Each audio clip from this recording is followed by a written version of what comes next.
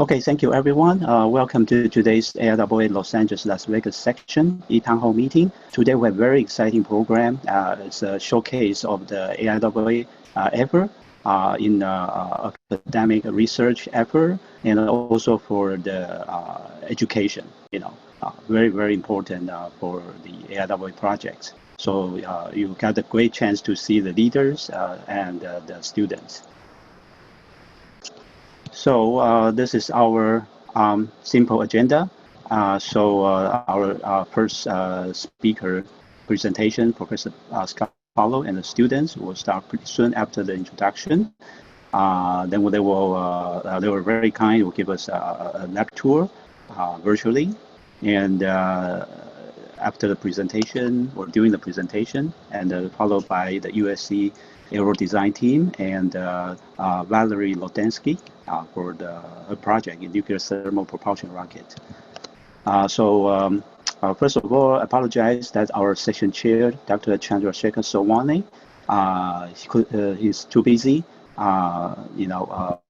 For today, he has been recently very busy in the lunar lander, propulsion projects.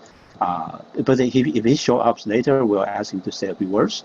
And also, AIAA is running the e-membership free 1-year trial. If you have never been a member before you decide to join the professional membership. We also have other type of memberships, so please consider. And our events, you can see the link, aiaa-lalv.org/events, and our membership is on aiaa.org/membership. Okay, so for today's event, please try to type your question for the speakers in Q&A, or you can click raise hands when the speaker indicates ready to take question, or mostly more toward the end of each of the presentation. If you type in the chat room, the message will be mixed. But if you have any logistic questions or communication with the speakers and the fellow attendees or with the organizer, please type in the chat room. If you're concerned about the Zoom security, please don't worry about it too much because there have been a lot of improvement. And a lot of things you saw on the news is basically also related to how we use Zoom or any other platform. But if any question, concern, you can actually just do dial in. If you are concerned about the software side, the internet, you can try to dial in. If any issue happen, the session start, please try to reconnect. That should be resolved very quickly, but please keep trying. Just a few words about Southern California. As you know, this area is heavily aerospace populated. So we have people, Northrop Grumman building James Webb Space Telescope, where people studying exoplanets in Caltech, UCLA, different places, astrophysics, and where people are doing the defense. There are several defense contractors here, and also manufacturing, very important. And we have the JPL, of course, for the Mars exploration, and Mars, there's a Perseverance, Mars 2000. Then we have a lot of people like SpaceX, Aerospace Corporation. They are doing the planetary defense, asteroid exploration, or space debris mitigation. Then we have Virgin Galactic, SpaceX, and several smaller organizations, small, medium organizations doing space tourism. We have people working with NASA for the SLS. And we have, of course, the student team doing very good job. The USC student rocket team, RPL, they brought the student rocket record, send the student rocket into space. And without our diligent and dedicated council members, officers, and those would not have been possible. Of course, we got the support from the member, AIAA member, headquarters, and the community, but our officer has been amazing. And we have also have the leadership from Dr. Chandrasekhar Sowani as section chair, and Dr. Jeff Bushell, AIAA fellow. And we have Marsha and Bob Frame, many people, guiding us as well. Okay. And so if you join the AIAA member, either free educator or the 1-year trial e-member, or the pay member, you can immediately enjoy the Engage. It's a great tool. You can chat with all AIAA members, national, international wide. It's a great feature. And the Engage, you got a lot of resources. And we, as a local professional section, we diligently try to put up great event so people can learn, network, and see what's going on in the aerospace industry and research, education. So there are a lot of benefits. You join the professional society, especially AIAA. You got the STEM resources, networking, and get to meet with other professionals or educator students. Our headquarters is Reston, Virginia, and it's a very reputable organization. I don't want to extend it, but it's very long. If you count it from very beginning, the merger is almost 80 years, 100 years. So then with a lot of resources, that you will see this on the website. We don't have time to go to it, but if you have any question, please let me know. And we have a great foundation called AIAA Foundation. It's dedicated to education, STEM education. So different levels membership. Please look into it. And this is some of our contact persons. And today, the first presentation was actually of course, all the presentations are very good, but our first presentation was a very special thing, especially during the COVID-19, and also in a very important topic of Cubesat. Then this group, distinguished group led by Professor Scott Palo, was actually mentioned in the AIAA Aerospace America. And we'll get a great chance to let people share with people what they have been doing.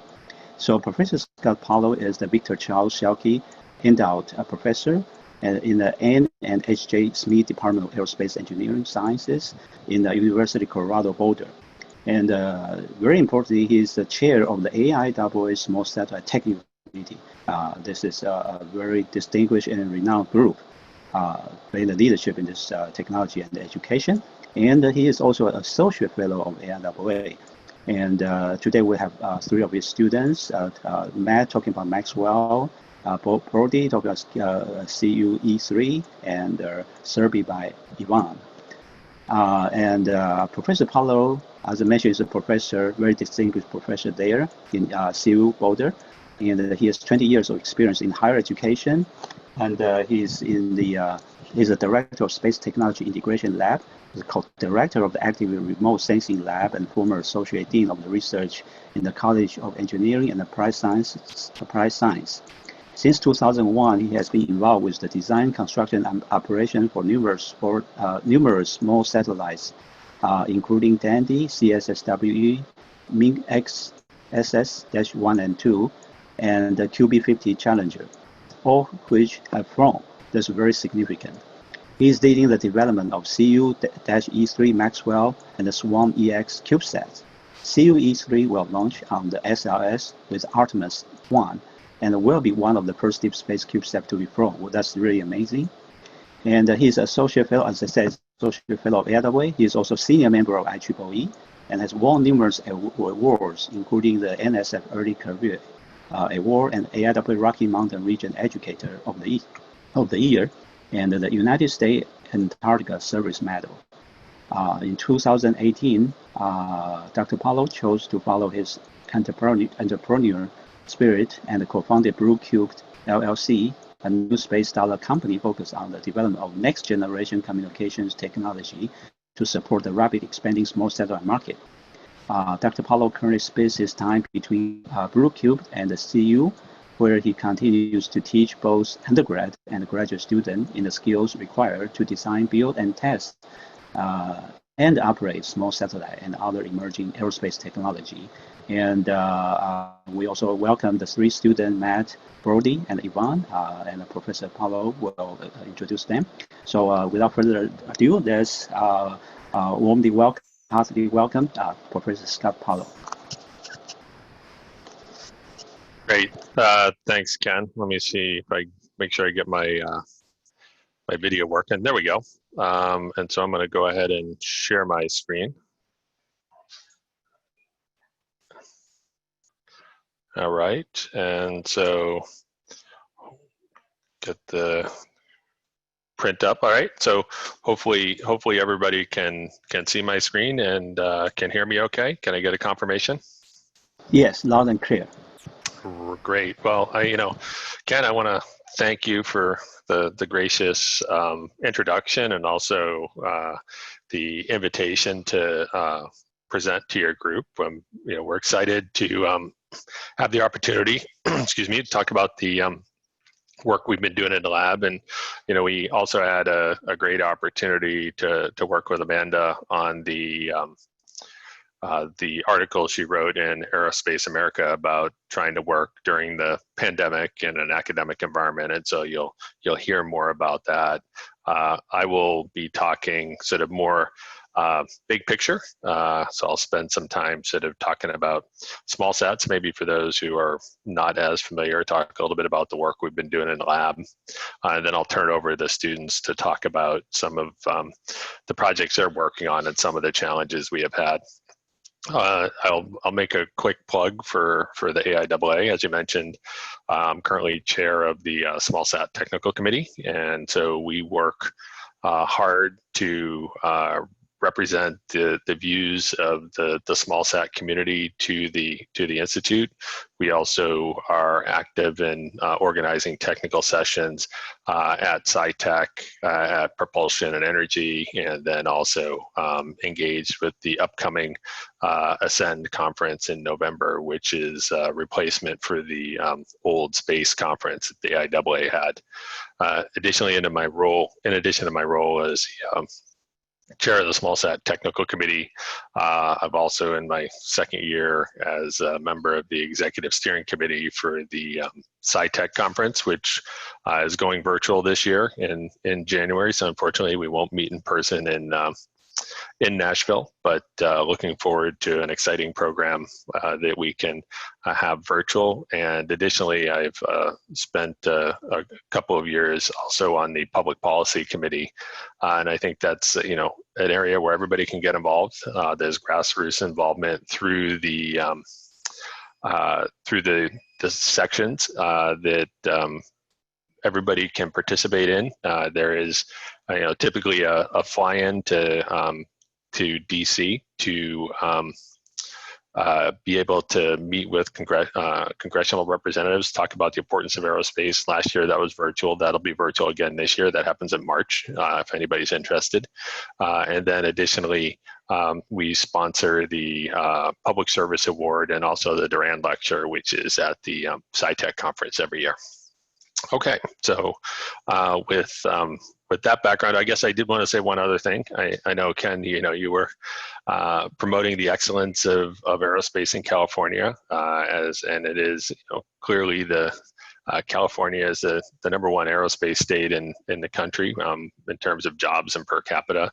I think Colorado is a rising second there, and we're very excited about a lot of the dynamic work that's going on in Colorado. And the motto of our economic development folks is that Colorado is a mile closer to space. So definitely a lot going on, and we're very excited about that. So. With that, I wanted to just give a brief introduction of the 3 students who will be talking today. So Evan Bauch is a second-year PhD student, and he will be talking about the CIRBE mission. So he is the student system engineer on the CIRBE mission. Brodie Wallace will be talking about CUE Cubed, which is a Cubesat we're building to go on Artemis 1. Brodie is a third-year PhD student and has been the heartbeat of the CUE Cube program the last couple of years, both wearing the hats as system engineer, project manager, and also feeling all the challenges of the paperwork you have to do when you're going on a human-rated mission with a small satellite. And I think the logistics and the paperwork is overwhelmed the amount of technical work that has to get done.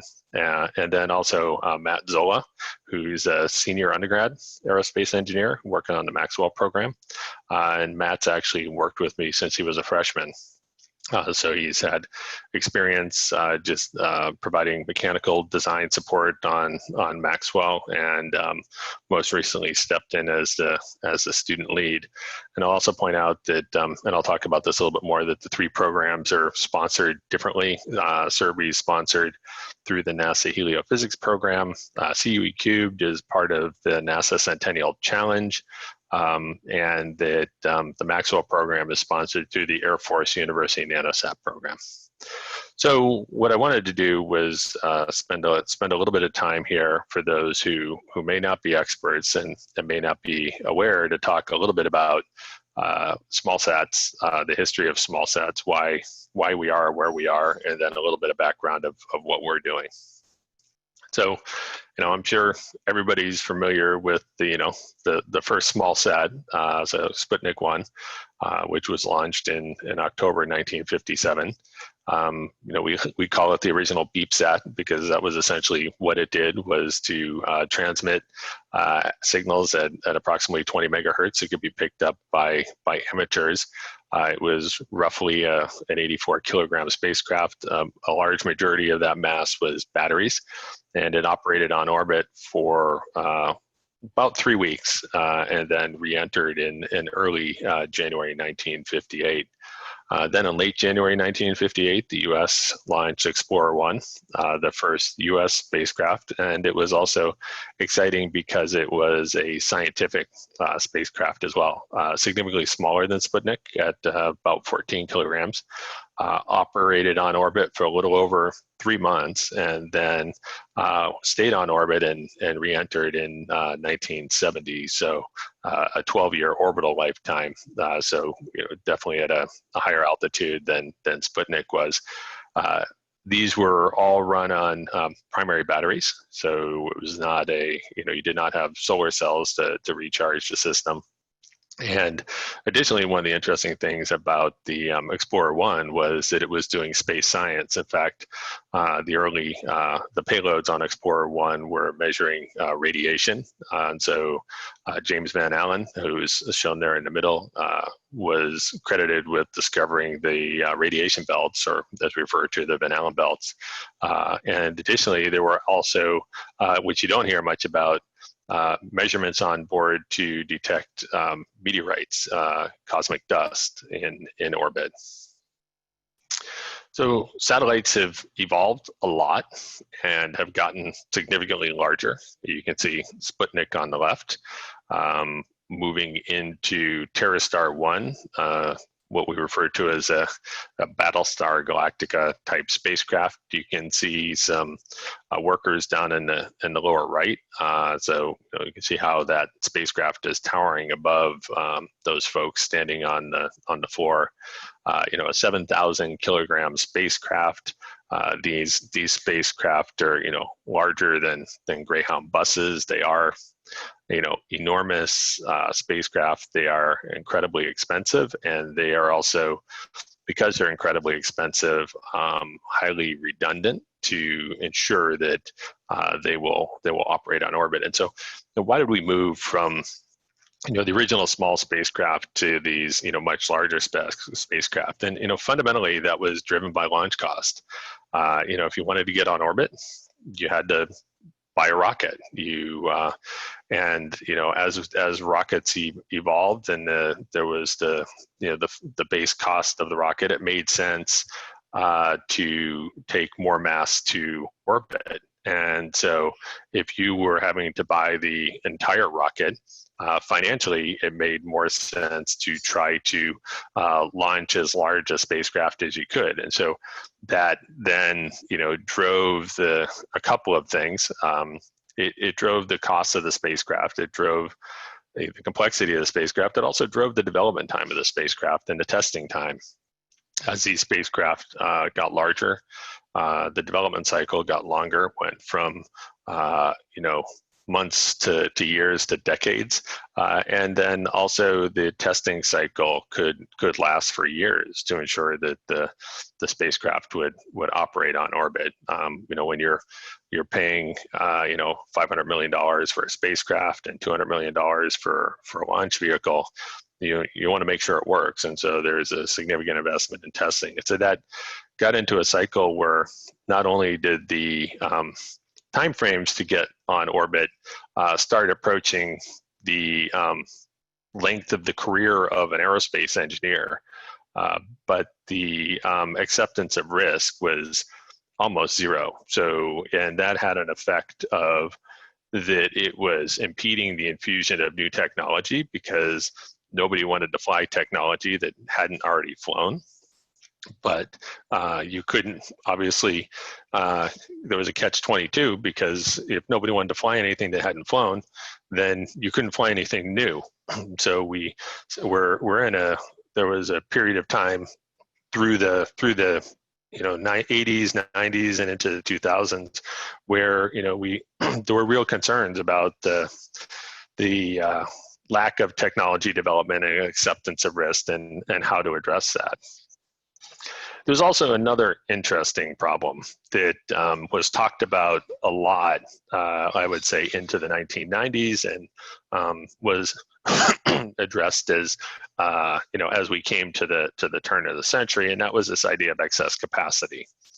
So if you think about it, you're buying a rocket to launch your spacecraft. You can see a Delta II there on the left inside the fairing. You can see a spacecraft sitting on top of the rocket. So you're buying the rocket to launch your spacecraft into a specific orbit. You need to buy a big enough rocket to get to the orbit of interest. But if your spacecraft gets too heavy, you won't be able to get to the orbit that you're interested in getting to. So therefore, you carry margin. And particularly early on in a program, you might be carrying 20 or 25% mass margin to ensure that you will be able to get to the orbit you want because you've had to sign a contract on a rocket, and that rocket has a specified capability. And as the design process goes, you may use up some of that margin. Your spacecraft may grow in mass, but typically what would happen is that you would be carrying some excess margin. So when you showed up to the launch pad, or when you showed up to integrate your spacecraft on the launch vehicle, you hadn't used up all that margin. And to ensure that the performance of the vehicle would go as expected, ballast would be added. Basically, dead mass would be added to the spacecraft. And when you're talking about a couple $100 million for a rocket, that seems like a significant waste of resources. People will say that it costs you about the weight of a spacecraft in gold to get to orbit, and so now we're putting tens of kilograms of dead mass on the rocket that we're not using. And so there was a lot of discussion about this idea of rideshare, secondary payloads, being able to get spacecraft that could come later to the game that would use up some of that excess mass and help get them to orbit. And that would be potentially a way to be developing new technologies and flying them and trying them.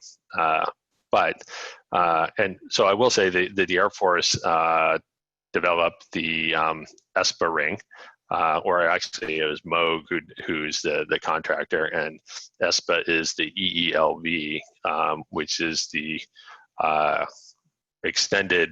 evolved extended launch vehicle. So that's the E in ESPA, and then the SPA is secondary payload adapter. So it was a way to put some hardware between the top of the rocket and the primary spacecraft, where you could have ports to put secondary spacecraft on there, and that they could hitch a ride to space. The primary would be deployed, and then afterwards the secondary payloads be deployed. So seems like a great idea. It's a way that you could bring secondary payloads to use up some of that excess mass. If you didn't have as much excess mass, you wouldn't fly the secondary payloads.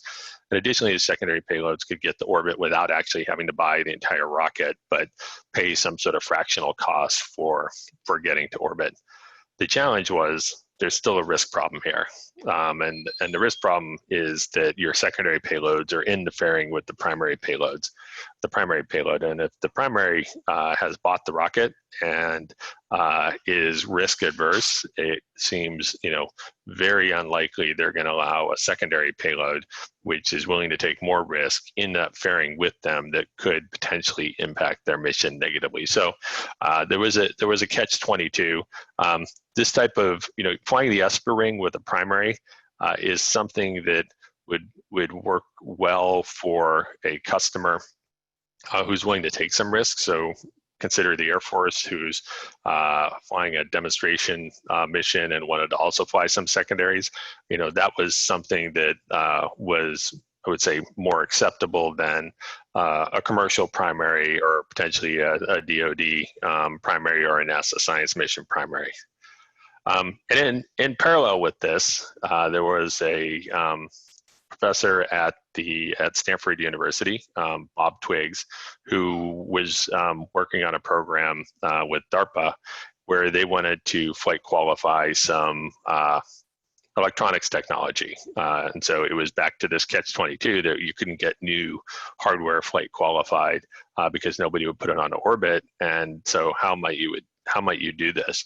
And so Bob was working on a couple of other small satellite programs, larger spacecraft. And the idea was to put together a PC-104 stack of electronics and to put that inside these other larger spacecraft, or additionally to put the electronics into a small box and then push the electronics out of the larger spacecraft and let the small box be a free flyer.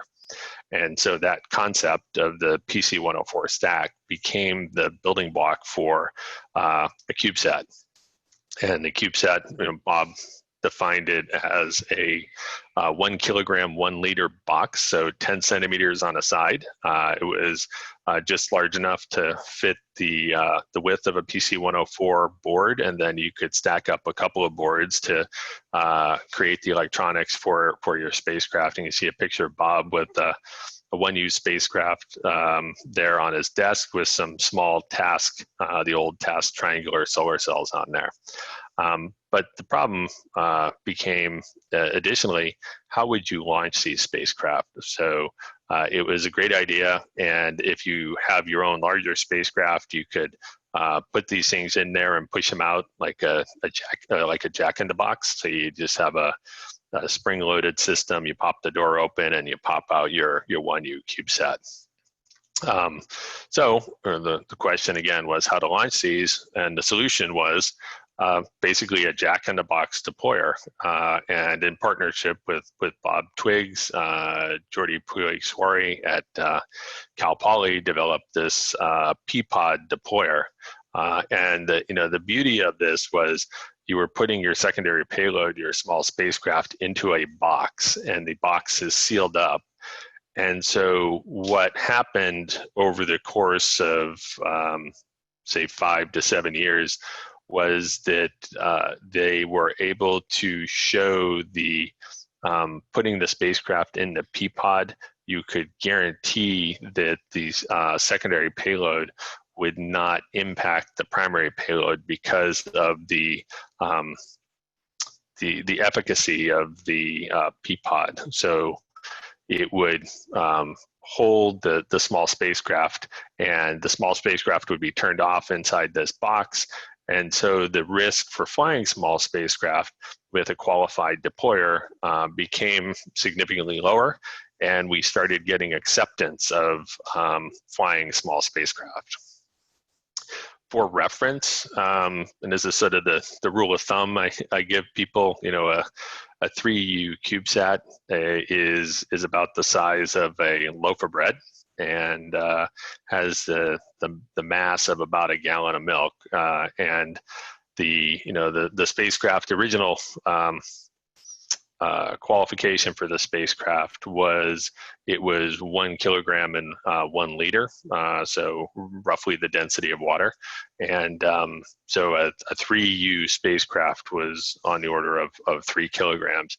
That has increased over time. Now we're upwards of 2 kilograms per U as people are trying to pack more spacecraft into a small volume. And and there's a lot of other sort of parallel drivers that have been going on. So in concert with the Air Force and the development of the ESPA ring, the development of the Cubesat form factor, and the development of the P-pod, we have also seen the effect of Moore's law, and we've seen commercial off-the-shelf electronics increasing in size, decreasing in size, decreasing in power use, and increasing in capabilities, in addition to decreasing in cost. So that continual evolution in electronics has meant that we can fit more complex systems into a smaller package, which supports this small set methodology. In parallel with that, battery technology has become increasingly more dense. The lithium polymer, lithium ion batteries created a significant improvement over the nickel metal hydride or NiCad batteries that are typically used on larger spacecraft, and so that created an opportunity to get more energy density into a small spacecraft. And then the standardization. Having surprisingly, probably the most impactful thing of the P-pod was a standardization. It forced everybody to make their spacecraft fit within a certain box, and while maybe simple in concept, really has accelerated the process for the development of a small spacecraft. It enables vendors to be selling products, power systems, radios, structures that are compliant with the form factor that small businesses, universities can buy and develop with, that helps accelerate the development timescale.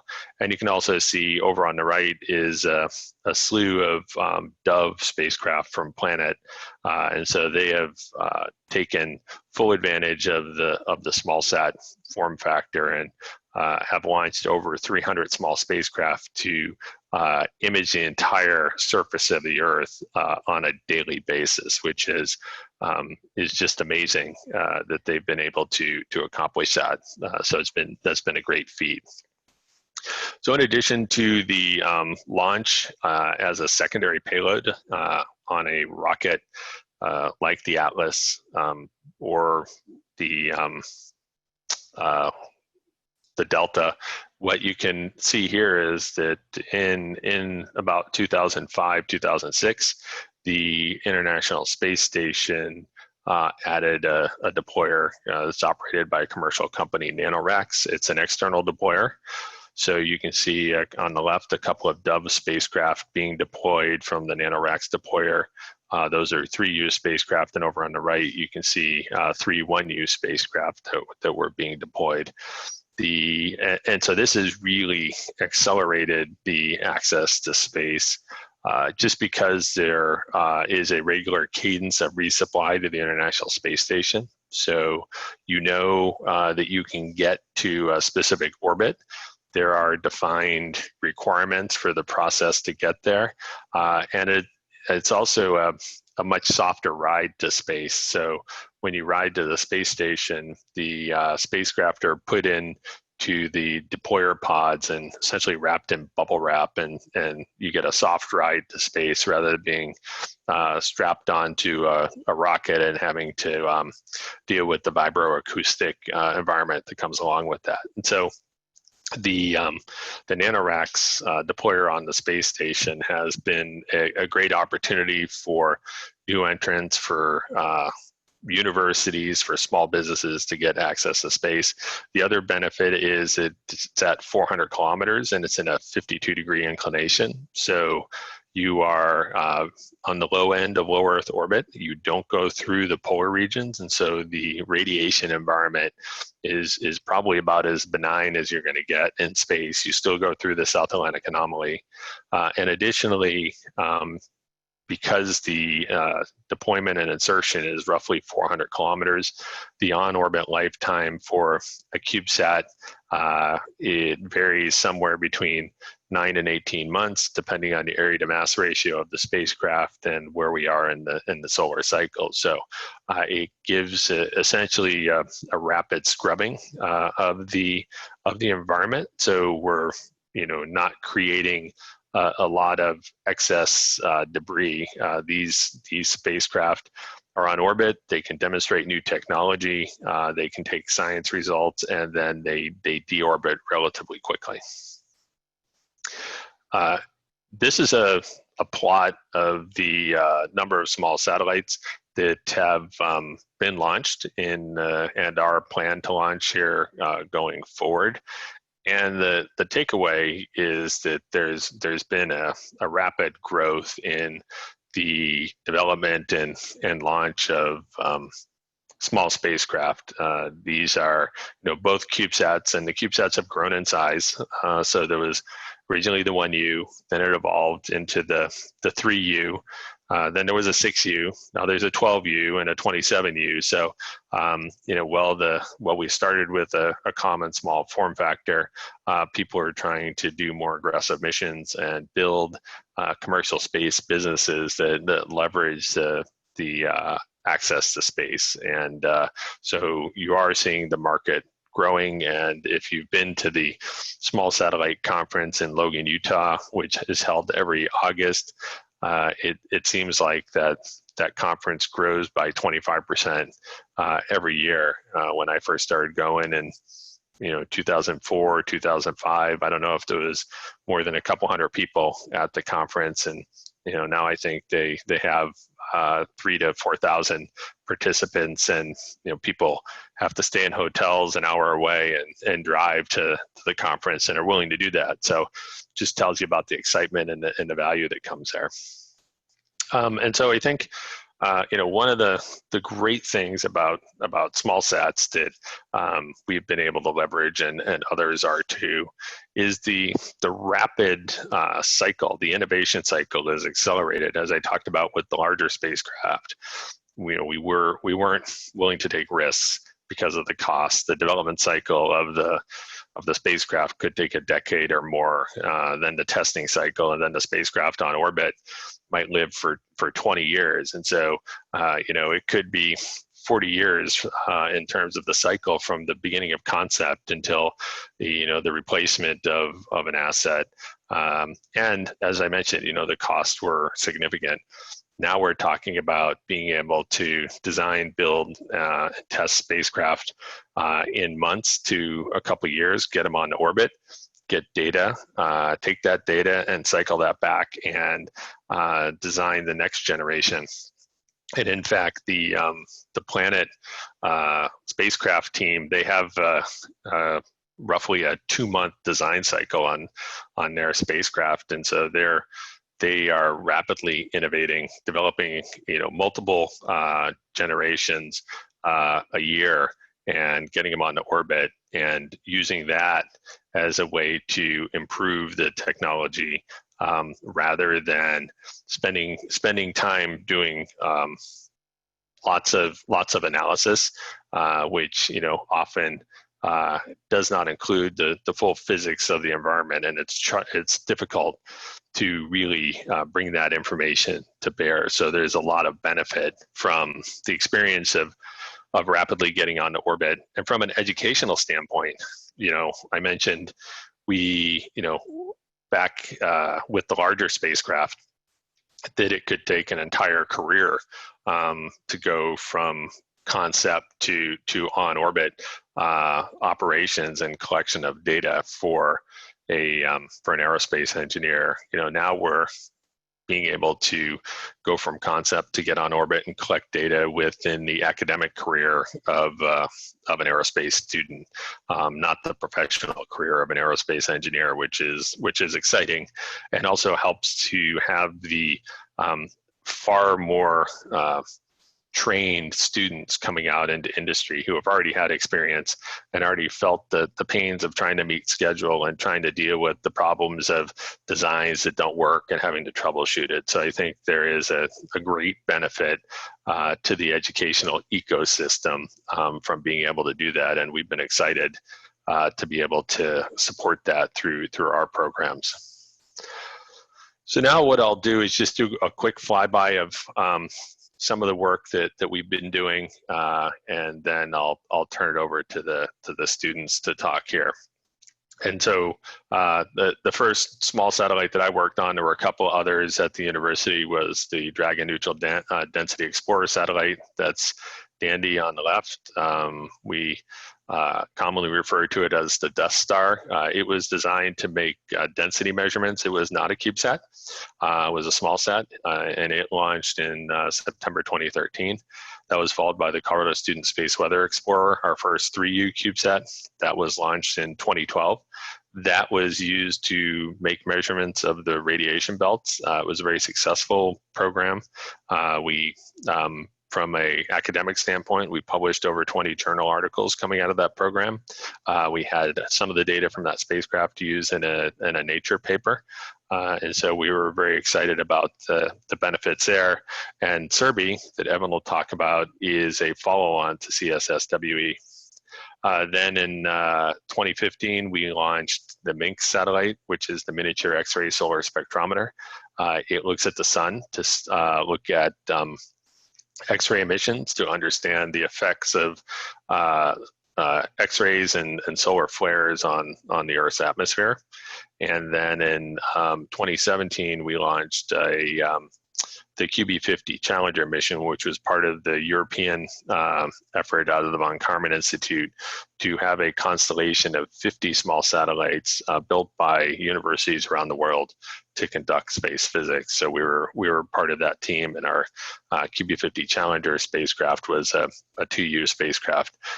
We've operated all these spacecraft from our ground system at the university. And we had, these spacecraft were designed, built, and operated largely by students with some support from either professional advisors or academic advisors. We currently have 2 spacecraft on orbit, MINX and CSIM. So CSIM is also looking at the sun. MINX was, and both of these were launched together in 2018 on the SpaceX Falcon SSO mission. Unfortunately, after about a month or so on orbit, MINX had an anomaly and never recovered. We believe it was a failure of the SD card due to radiation. So this is not an ISS orbit. If you look at our previous spacecraft, both MINX and Challenger were in ISS orbits and launched from the Nanoracks well. CSSWE was in a higher inclination orbit. The MINX spacecraft was in a sun-synchronous orbit, and we believe that we had a failure due to radiation upset of our SD card that caused the system not to be able to boot. So a hard lesson learned. All of our other missions were fully successful. However, I will say that we've been able to communicate and commission all of our spacecraft to date, and we have learned from that failure. We have a number of spacecraft, 9 or more, in development. So I will just say that we have a lot going on, and you'll hear more about CUE Cubed, MAXWELL, and CIRBE in a few minutes. And then just a couple shots about our team and what we do. We do have a ground station at the university. We have a UHF ground station we can use for uplink and downlink, either in the amateur band or at 450 megahertz. We also have a 4-meter S-band dish that we use for downlink that we have at our available. We have a number of different ways of doing tracking. We've used SAT-PC 32 and GMAT. We've evolved from a analog Kenwood receiver that we started with to a more agile software-defined receiver development. And we use a number of different tools, either Hydra or Cosmos for commanding and telemetry. And we have had a student operations team. And once we get our systems dialed in, we've had good success automating our ground station passes. And you can see the picture of the UHF antenna with the flat irons there in the background in Boulder. couple of pictures of the students working on CSSWE. You can see the far left picture is the assembly. We actually, on this mission, we purchased an external structure for Pumpkin. So that was an aluminum structure that slid over a skeleton structure with electronics inside. The next picture is a picture of the instrument, which is a particle detector. And then you can see some pictures in the thermal vac chamber doing testing. And then the bottom left picture that we had used the lithium polymer rather than lithium ion cells. And so you can see the lithium polymer cells wrapped in MLI and then using cable clamps or hose clamps there was connected to the spacecraft. Just some pictures of the students have worked on the projects. So we've been running all of our smallsat projects through a graduate course. We have a graduate projects course. So it's a great place to get a lot of student engagement, particularly at the master's level. However, we do engage undergraduates as well, but I would say the core center of mass for our program is master's students working on the project. We do have PhD students who come in and work on it for the first couple of years and then move on to their PhD research. And so working on the CubeSats gives them some experience and understanding about how to do space hardware development. We are excited that the Ming spacecraft was awarded the 2016 Small Satellite Mission of the Year at the SmallSat conference. You can see a couple of members of the team and then the award there in the middle. And we're excited. We flew the first Blue Canyon exact attitude determination and control system and demonstrated for the first time arc second level pointing on a CubeSat. So that was really exciting. This is a picture that I really love. This is the QB50 Challenger CubeSat before final integration. And I don't know how many spacecraft that you can actually fully disassemble and will fit on an ESD mat on the top of an electronics workbench. And if you can see the structural elements there in the bottom left. The UHF antenna that's made out of tape measure.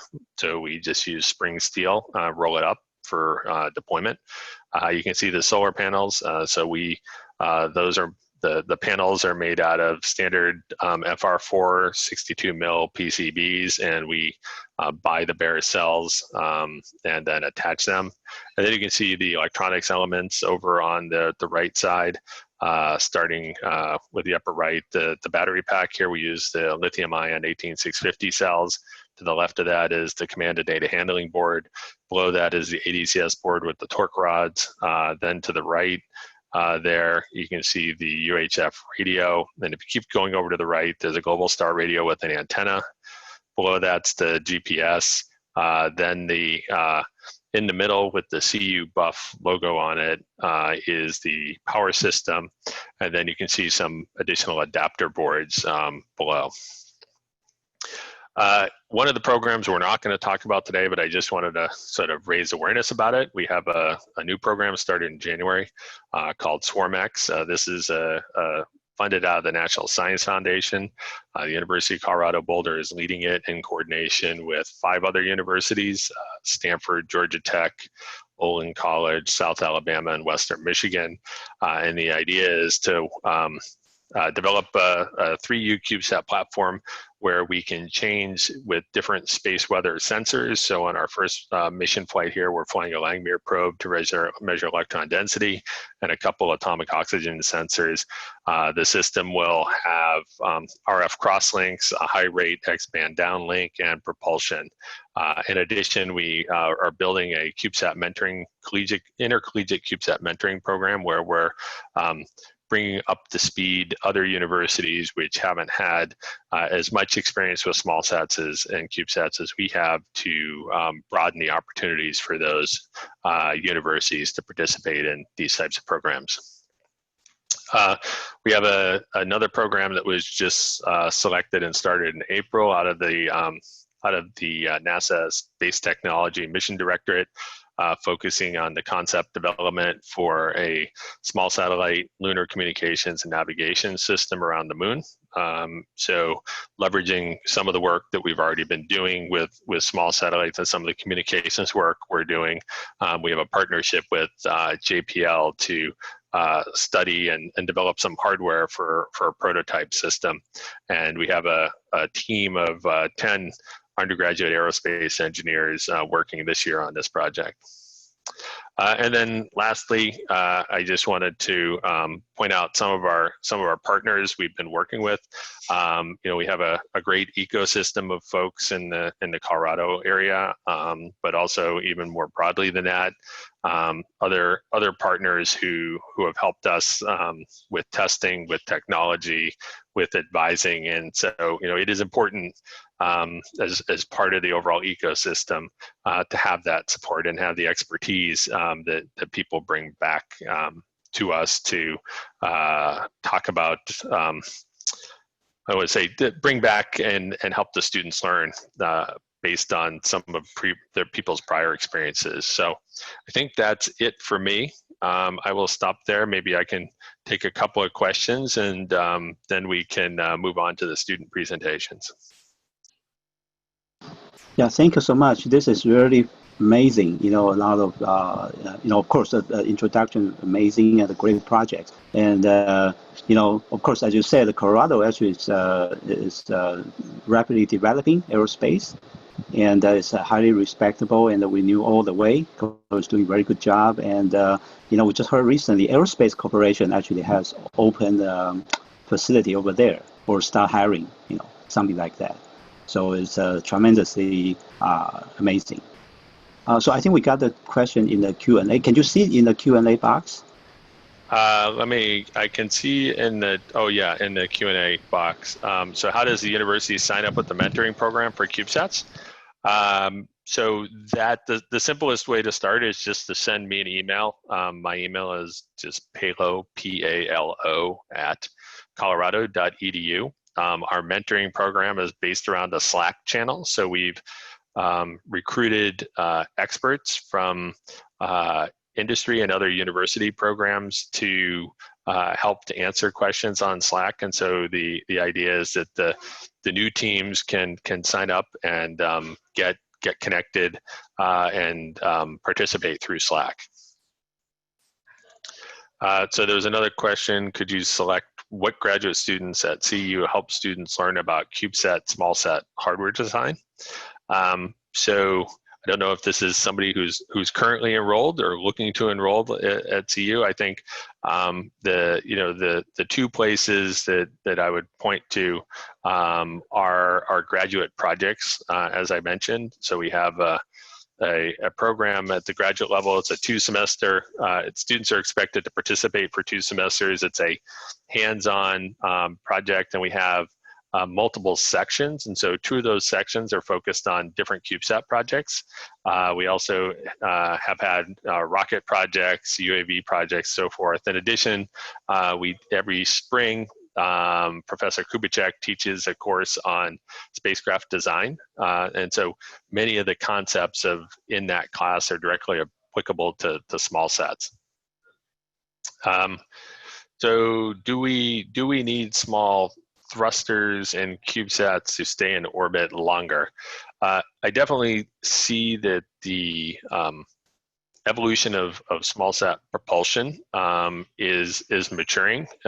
4 or 5 years ago, there really weren't a lot of options for small sat propulsion.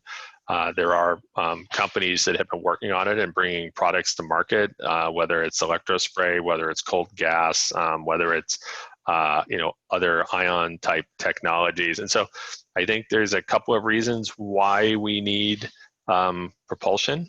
One of the reasons is that there's an ongoing proceedings at the FCC regarding space debris. And there's a discussion about whether all spacecraft above 400 kilometers, essentially anybody going above the International Space Station, needs to have maneuverability to avoid a collision with another object. And that will presumably require some type of propulsion. There's discussion about whether differential drag through from the atmosphere could be used, but my expectation is that having propulsion is really the direction I think we're going to see that go. Propulsion will also help you stay in orbit longer, so yes, and there's also propulsion will help you deorbit faster. So we also have as a community, we need to get our spacecraft out of orbit as soon as we're done with our mission. There's no reason to leave spacecraft up there longer than we have to. And so as good stewards, having propulsion to be able to deorbit a spacecraft after its mission has ended is going to be important. Great. So, folks, any further question? Please take. This is a wonderful opportunity. So, please take a great opportunity to ask Professor Palo for the, anything related to his presentation. So I'm sure they'll have more questions for Okay. the students, and I'm staying online, so I'll be around. So I'm going to stop sharing here. And I think I was going to ask Evan if he wanted to share to talk about CIRBE, and then we can, and then after we can take some questions for Evan, and then we will move on to Brodie, and then Matt, and then I think Matt is also going to be able to do a virtual tour of the lab, which you can see a picture of the lab behind me and in my virtual background. So I will turn it over to Evan. Great. All right. Let me know if you can see my screen. It looks like it's coming up all right. Yeah, we can. So Evan, we're seeing your presentation screen. I don't know if you want to swap displays there. Is this better? Yes. Okay. And then you may want to minimize the, yep, there you go. Good. Okay. All right, I've got it all tucked away. Well, yeah, thank you for the opportunity to share the progress on our mission. My name is Evan Bauch. I'm going to be talking about the CIRBE mission, which is the Colorado Interradiation Belt Experiment. I'll be giving a little background on our mission and then talking about the work that we've been doing during the COVID pandemic. So first, just some background on the mission. This is a collaboration between the Laboratory for Atmospheric and Space Physics and CU Boulder, which are closely linked.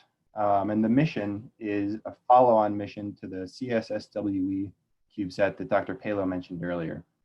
So CIRBE is basically following the same orbit as CSSWE, but with a significantly improved electron and proton instrument. So we'll get similar data to CSSWE, but with much greater resolution. So we're measuring protons and electrons in the 0.3 all the way up to 200 MeV range. And we're aiming to get measurements in these outer radiation belts. So for those familiar, it's L4 and above.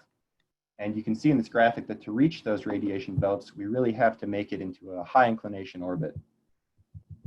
So CIRBE was selected for funding for $4 million in response to a NASA solicitation. And we're hoping to launch it in Q3 of 2021. And again, just the inspiration for this mission is to take what we learned from CSSWE and improve both the system and the science processing in order to get better resolution data on these particle energy distributions across the outer radiation belts. So first up, we should talk about the science instrument, which is Reptile 2, which is the relativistic electron and proton telescope integrated little experiment. And the basic principle behind Reptile 2 is that it's a particle detector that uses 4 silicon detectors to measure those incident electrons and protons between 0.25 and 200 mega electron volts. And just for reference, the instrument on CSSWE only had 3 channels of resolution, but Reptile 2 has 120 discretized bins for these electron and proton energy levels. So we'll get much finer resolution with Reptile 2 than we did on CSSWE. And we also have a shorter integration period, which is made possible by advancements in the communication technology so that we can downlink more data per pass. So this is kind of the cross-section of Reptile 2 that shows our detectors and shows that we've got a lot of heavy metal shielding. Because again, this is an instrument that's measuring these high energy particles that are really effective at penetrating through metal. So we have to use heavy metals like tungsten and tantalum here in this collimator to shield our detectors from particles that would penetrate the instrument from directions other than our field of view. So our field of view is, straight out this collimator. And the image in the middle here kind of shows what's happening with incident particles of different energies. So this top view shows, 0.3 megaelectron volt electrons. So that's at the bottom of our range. And you can see that these incident electrons are scattering off of the shielding, but are coming through the collimator and reaching our detectors, just as we intended. But when we start to get toward the upper range of our energy levels here at 60 megaelectron volts, you can see that some of these protons are coming in and even penetrating through our tungsten shield. So down here on the bottom, you can see that a proton has come through the simulation and hit one of our detectors from the side. And that's, contaminating our measurements because we're only looking in one direction. And unfortunately, shielding it kind of scales with mass, but CubeSats are so mass limited that we can't just add more shielding because we don't have enough mass for it. So we've had to do some kind of clever ways of getting rid of those contaminated particles. And one of those is adding these guard rings, they're called. So they're these little orange sections at the outer edges of the inner silicon detectors. So what we can do is say, if a particle comes in and strikes the guard ring of a detector before it hits the inner ring of the detector, we know we can reject that particle because it came in from the side. Similarly, if a particle comes in and hits detector 4 before it hits detector 1, we can reject that particle because we know it came in from the back and wasn't in our field of view. So, with some of those kind of clever engineering decisions, we can make use of less shielding and save ourselves mass on this little CubeSat project.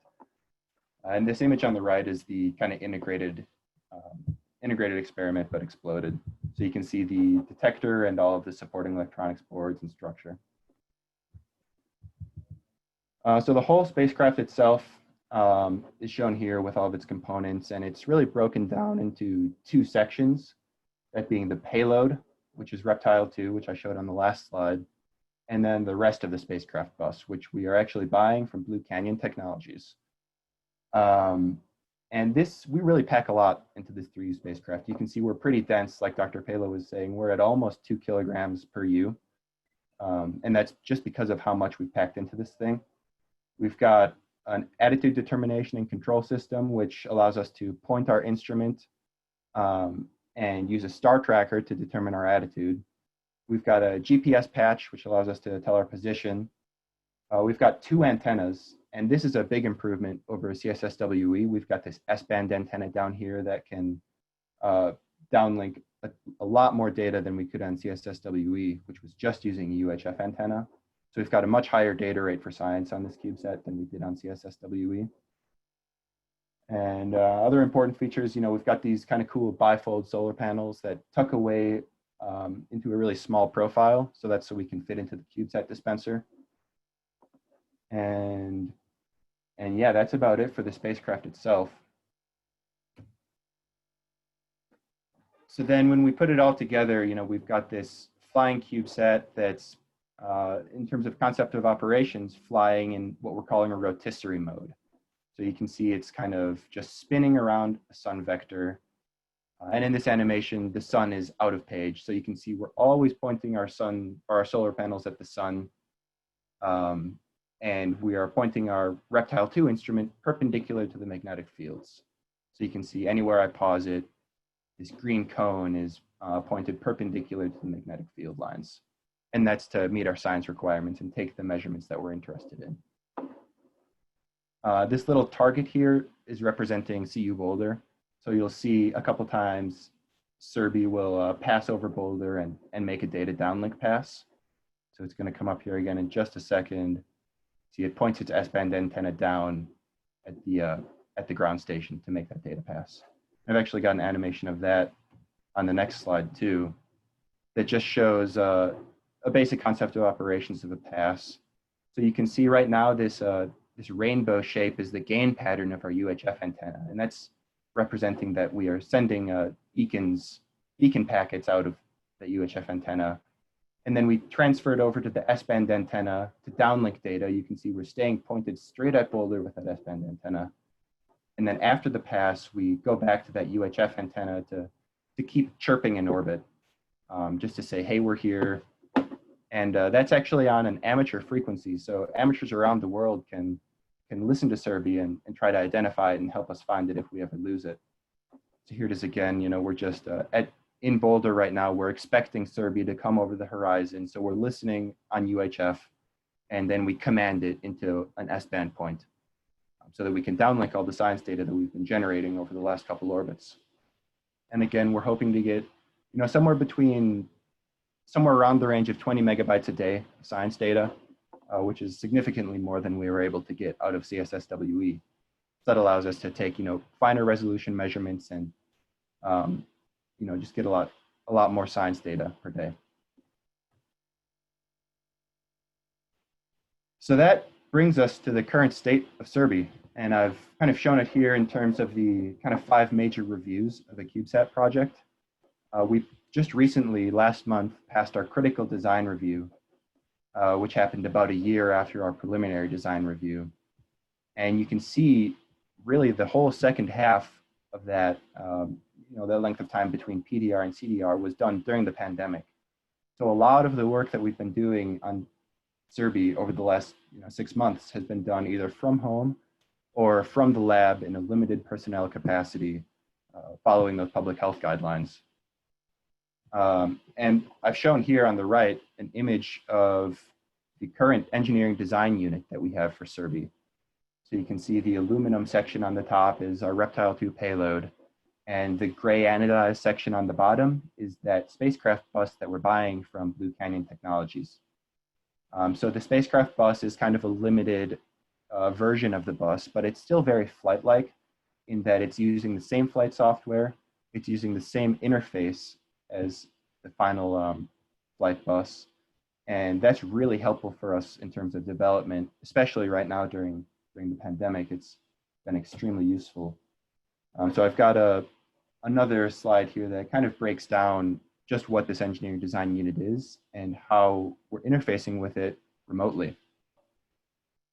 So we've got this laptop here with a remote login that through a VPN we can log into from anywhere in the world.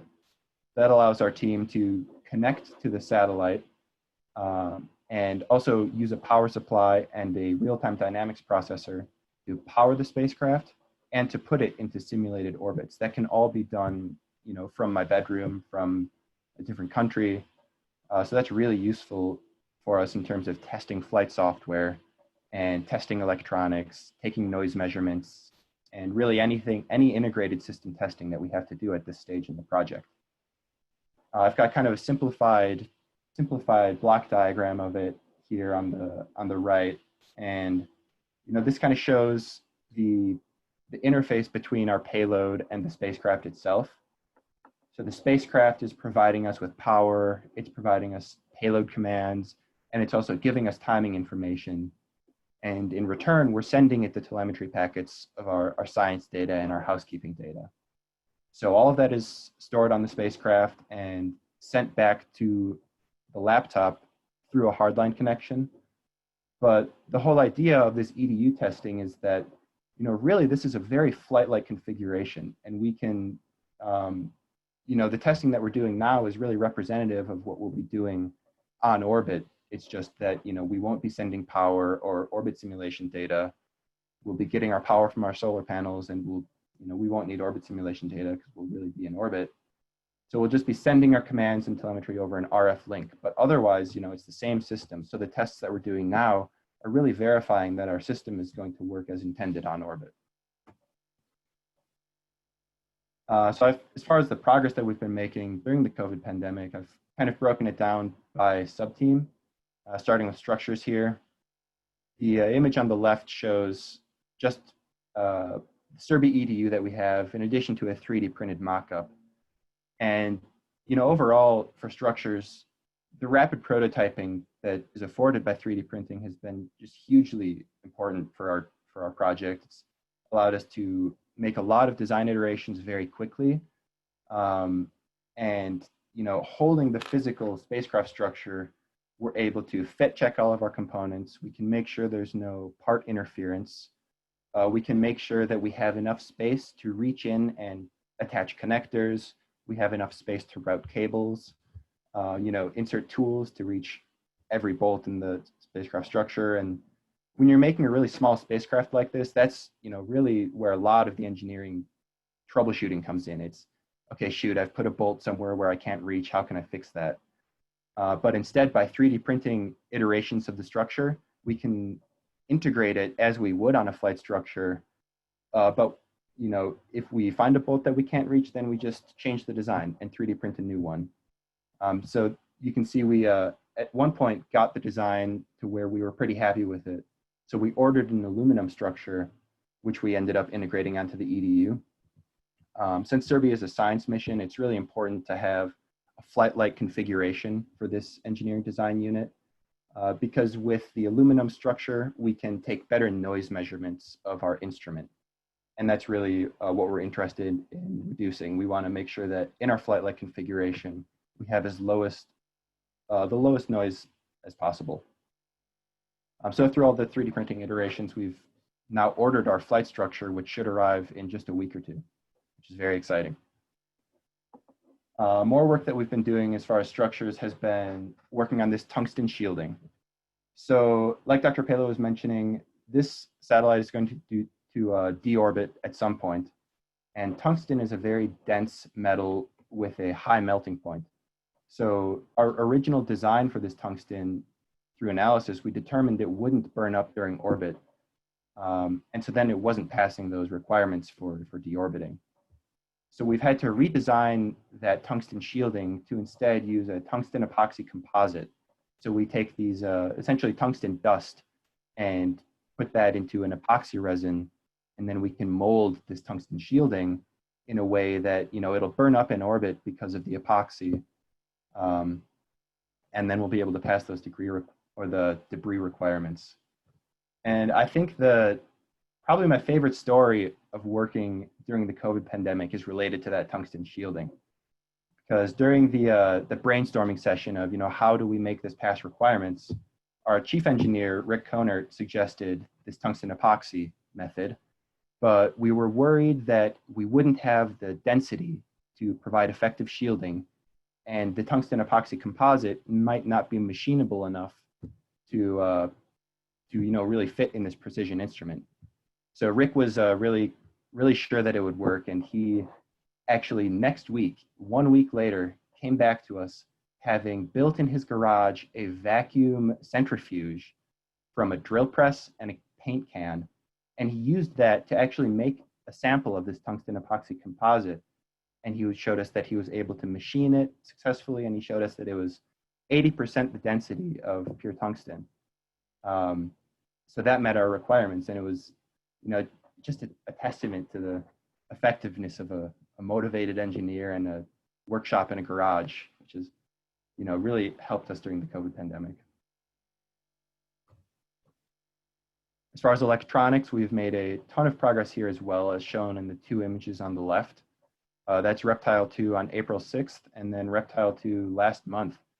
So you can see that we've fully populated all of our electronics boards. We've made connections between every electronics board. And actually, in this detector structure, we have two test detectors. So we've been able to test our whole integrated system from the detector all the way through the electronics down to the spacecraft interface. And again, by using an actual flight-like configuration of the aluminum structure, we've been able to take noise measurements that are pretty representative of what we'll be seeing on orbit. And that's been really helpful for iterating the design. You know, we added an extra EMI shield here between the boards and the detector after seeing some noise measurements. We put copper tape on our power supplies after seeing some noise measurements. And, you know, just, again, rapidly prototyping this design has been hugely important for the project. And you can see here some more 3D printed mock-ups of electronics board. That's just for fit checking and making sure we can, you know, reach these connectors during the integration process. And you can see that we've practiced our cable routing again with a 3D printed model, just to make sure that we're not breaking any minimum bend radii and we have adequate space to put all those cables through the structure. So flight software is kind of a little harder to show in a presentation, but what I've shown here is a really high-level view of the CIRBE payload flight software.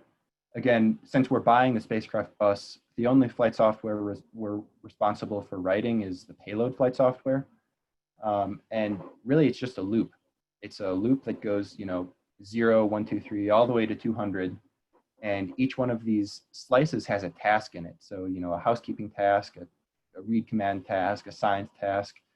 And each one of these tasks has been written either by a student or by a professional, and it's been unit tested on the engineering design unit. So again, we've been able to do integrated flight software testing from the Reptile 2 detector all the way down through to our ground station laptop. And that's all made possible by the EDU, since we've been able to integrate our payload with the spacecraft and then connect that spacecraft to a ground laptop. So this was really a huge milestone, was verifying that we can generate our science packets, send those science packets from the payload to the spacecraft, and then receive those science packets from the spacecraft to the laptop. And additionally, you know, send commands back and forth from the laptop to the payload. So this was a really huge milestone that we reached just last month, you know, in the middle of the pandemic, because of that EDU that we've established with remote login. And then operations is kind of another sub-team that I think gets overlooked sometimes. But what I like about this graphic is it shows, you know, this whole presentation, I've pretty much just been talking about this blue square over here, the space segment. But really, we've got, you know, an enormous ground system to take care of as well that we have to ensure is going to be fully functional by the time we send our spacecraft into orbit. So there's a lot of work that has to be done to make sure that our, you know, our ground hardware, our antennas, our ground software is working. And then we have staff that's trained in the Mission Operations Center and Science Data Center that can send commands and fly CIRBE, and then process the science data. So obviously there's a lot of work to be done here. And what we've really been focusing on during the COVID pandemic is the flight software. Because as Dr. Palo said, we've got these antennas and associated hardware already established at CU and LASP. So really, as far as the CIRBE project goes, we're focusing on developing a operations software package that we can use to fly CIRBE. So the operator of CIRBE will basically be at a computer and see a screen that'll look a lot like this. So they've got, you know, telemetry status. They've got all these different telemetry items that are being updated in real time during a pass. We've got these gumballs on the right here that ideally are green. That's showing that, say, the power system is nominal or the payload is nominal. But based on the telemetry that we're receiving, those will change to yellow or red if something is going wrong on our spacecraft. So we'll be able to respond really quickly by just looking at these gumballs and seeing if something's wrong and then taking adequate action to remedy that situation. We've also got procedural control, so we can send macros, say, to direct CIRBE to make a S-band downlink, like I showed in the animation. That would be done by establishing a link through that UHF and then sending a downlink macro procedure. And so as far as development of this ground software, we've, for CIRBE, we've, again, since we've done that integrated testing, we've developed this ground software to the point where we can send commands to CIRBE and receive telemetry back in real time.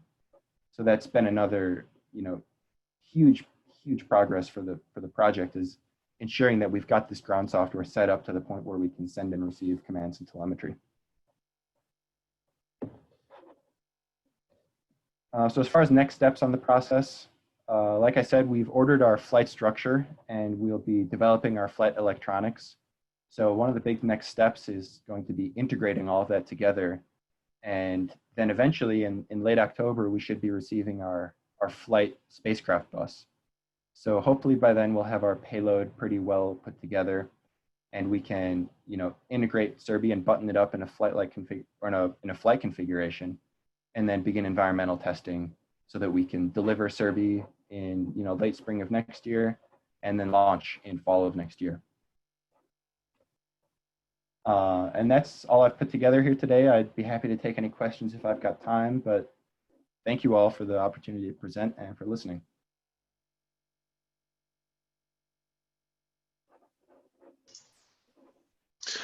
So Evan, it looks like there's a question in the Q&A. Can you see that? Yep, I see it. How do you bench test your ground station on a regular basis so that you know it will be ready for the mission? So that's a great question. And like Dr. Palo said earlier, we actually have several CubeSats on orbit right now.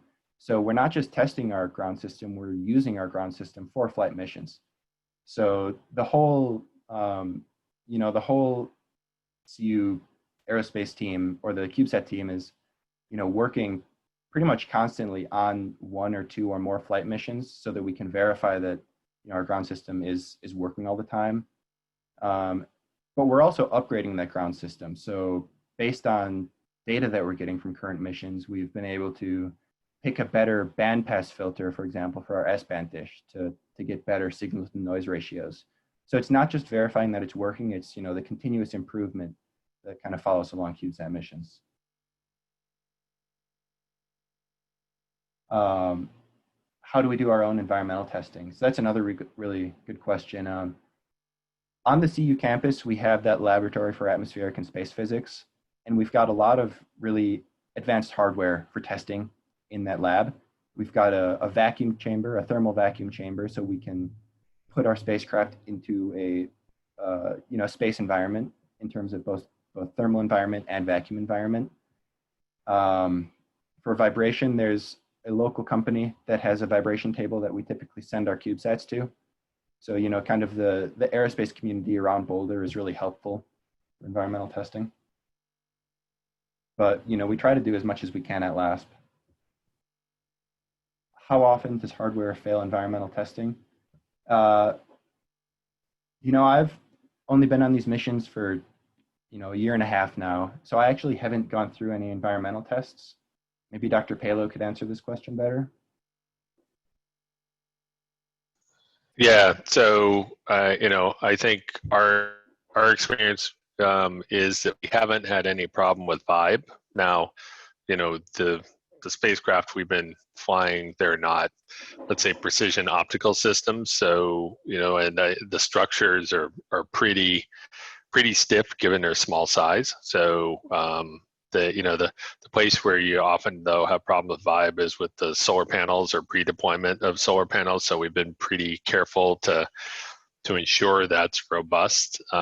Where we have seen some challenges are in thermal testing with the electronics, and having to we had some issues in the past where we had some resettable fuses that had some thermal dependence that we were not aware of. So interestingly enough, we've kind of moved to a model where we also have a thermal chamber, and it's a whole lot easier to test in a thermal chamber than it is in a thermal vacuum chamber. So if you're going into TVAC, there's a lot of cleanliness requirements. So we have to, go and make sure the spacecraft clean, get it baked out, and then it can take 4 to 6 hours to pump the chamber down. It can take 12 to 24 hours to swing the temperature in vacuum. So, a lot of those thermal issues can be addressed just by going into a thermal chamber, and those you don't have the cleanliness requirements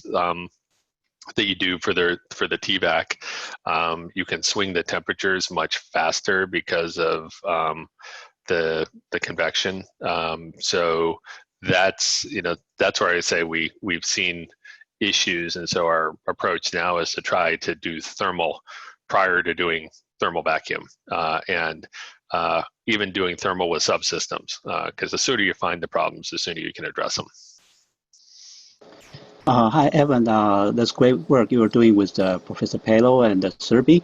You mentioned about this COVID-19 protocol, and the Aerospace America specifically mentioned about your COVID-19 work. So could you, Dr. Palo, say a few words about what's the difference between the regular lab work or the regular work, and what's the difference, with your work during COVID-19?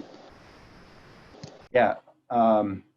So like I said, kind of a lot of the work has been done from home by remotely logging into the EDU and, either running software tests from home, or, 3D printing structures from home, or, like Rick, making a vacuum centrifuge from home.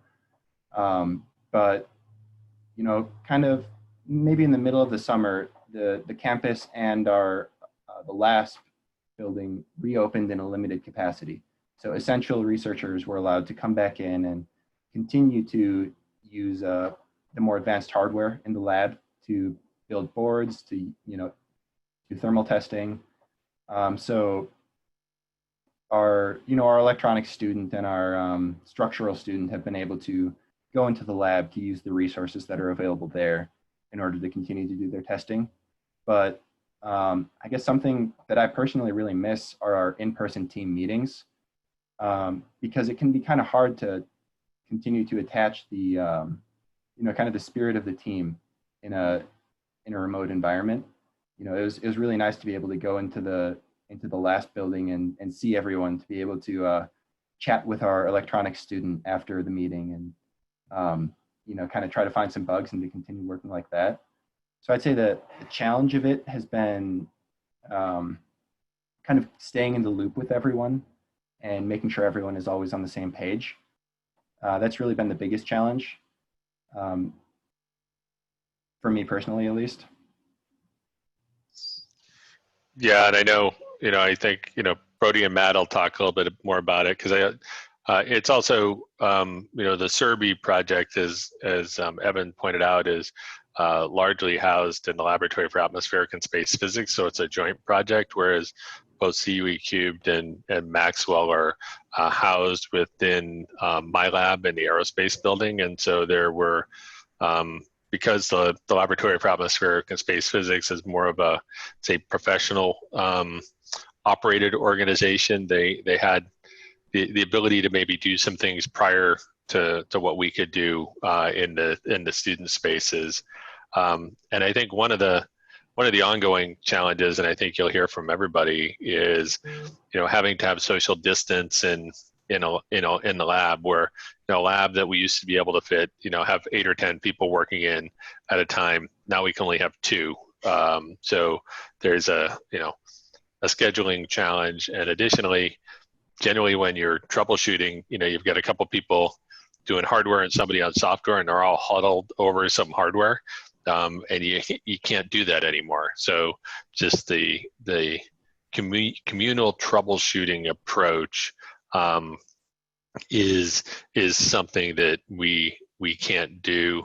Then lastly, and I think it's probably Matt will probably reflect on it the most, I think one of the larger challenges is onboarding new people. So, as when COVID hit in the spring, the teams were all sort of, going with the team from the semester, and, rocking along. And so you could kind of pivot. I mean, we largely closed down in the spring, and then the people in the summer were sort of continuing students. But as we picked up new students in the fall semester, the challenge is just getting them onboarded, getting them up to speed in a, where we're limited and how many people we can have in the lab, and how, you have to stay 6 feet apart. That's an ongoing challenge. That's great. Thank you so much. It's amazing that you have been achieving those great processes during the difficult time. Thank you so much. Thank you. Great. Thanks, Evan. So I think we'll switch over to Brodie now.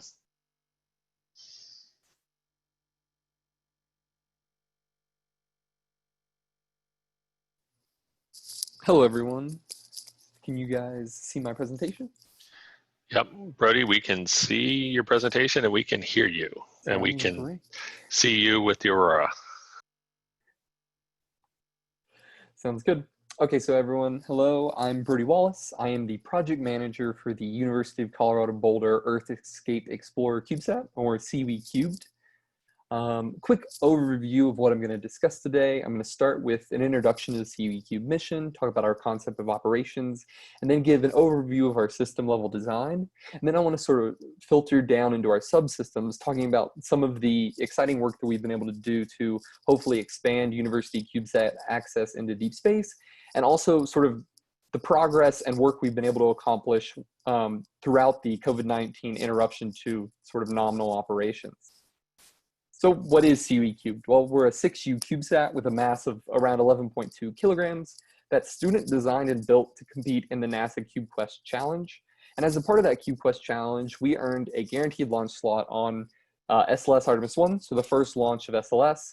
And we also earned seed funding of around $80,000 in a series of ground tournaments. And the primary objective of this mission is to demonstrate deep space communication technology through X-band downlink and C-band uplink with our Atlas ground station network partners. You can see a photo of the spacecraft on the right with our 3 solar panels as well as our deployable reflector array. Solar panels are in green, reflector array is gray with the etched out copper on it. So we're competing in the CubeQuest Challenge, and more specifically, we're competing in the Deep Space Derby of the CubeQuest Challenge. And what the Deep Space Derby is, it's the series of prizes built around downlinking error-free data. And so there are 4 separate prizes. We've got prizes for best data, largest amount of data downlinked in 30 minutes, largest amount of data downlinked in 28 days, the longest time between initial and final communication, and then also furthest communication distance from Earth. And the first prize award for all of these combined totals $1.35 million. So there's a significant amount of prize money associated with this competition that CIRBE Cubed is participating in. And we've come up with the following sort of mission overview concept of operations for to give us the highest chance of succeeding and winning those prizes. So on the diagram on the right, you can see the different phases of our mission. So we start in phase 0, identified in purple, which is payload transit. During this time, CIRBE Cubed is integrated into the interim cryogenic propulsion stage of the SLS, as identified on the left, up until about an altitude of 400 kilometers, and then we are released about a day after the ICPS's last burn. So a little bit before the moon. And once we're released, we enter the commissioning stage of our mission, where we focus on deploying our solar panels, making sure that our system checks out, and sort of getting ready for the competition phase. And during that time, we complete a lunar gravity assist that sort of flings us beyond that 4 million kilometer point that marks the start of the competition. And so right at that 4 million kilometer mark, we're going to be focusing on getting the largest amount of data downlinked in 30-minute windows, and as well as for the first 28 days. And the reason we want to focus on competing for those 2 prizes at that time is that we'll be able to downlink the most data because we're closest to the Earth at that point due to our trajectory, sort of taking us away from Earth throughout the mission duration. Eventually, we go into the cruise phase of our mission, where we're mainly focused on spacecraft longevity and furthest communication distance from Earth.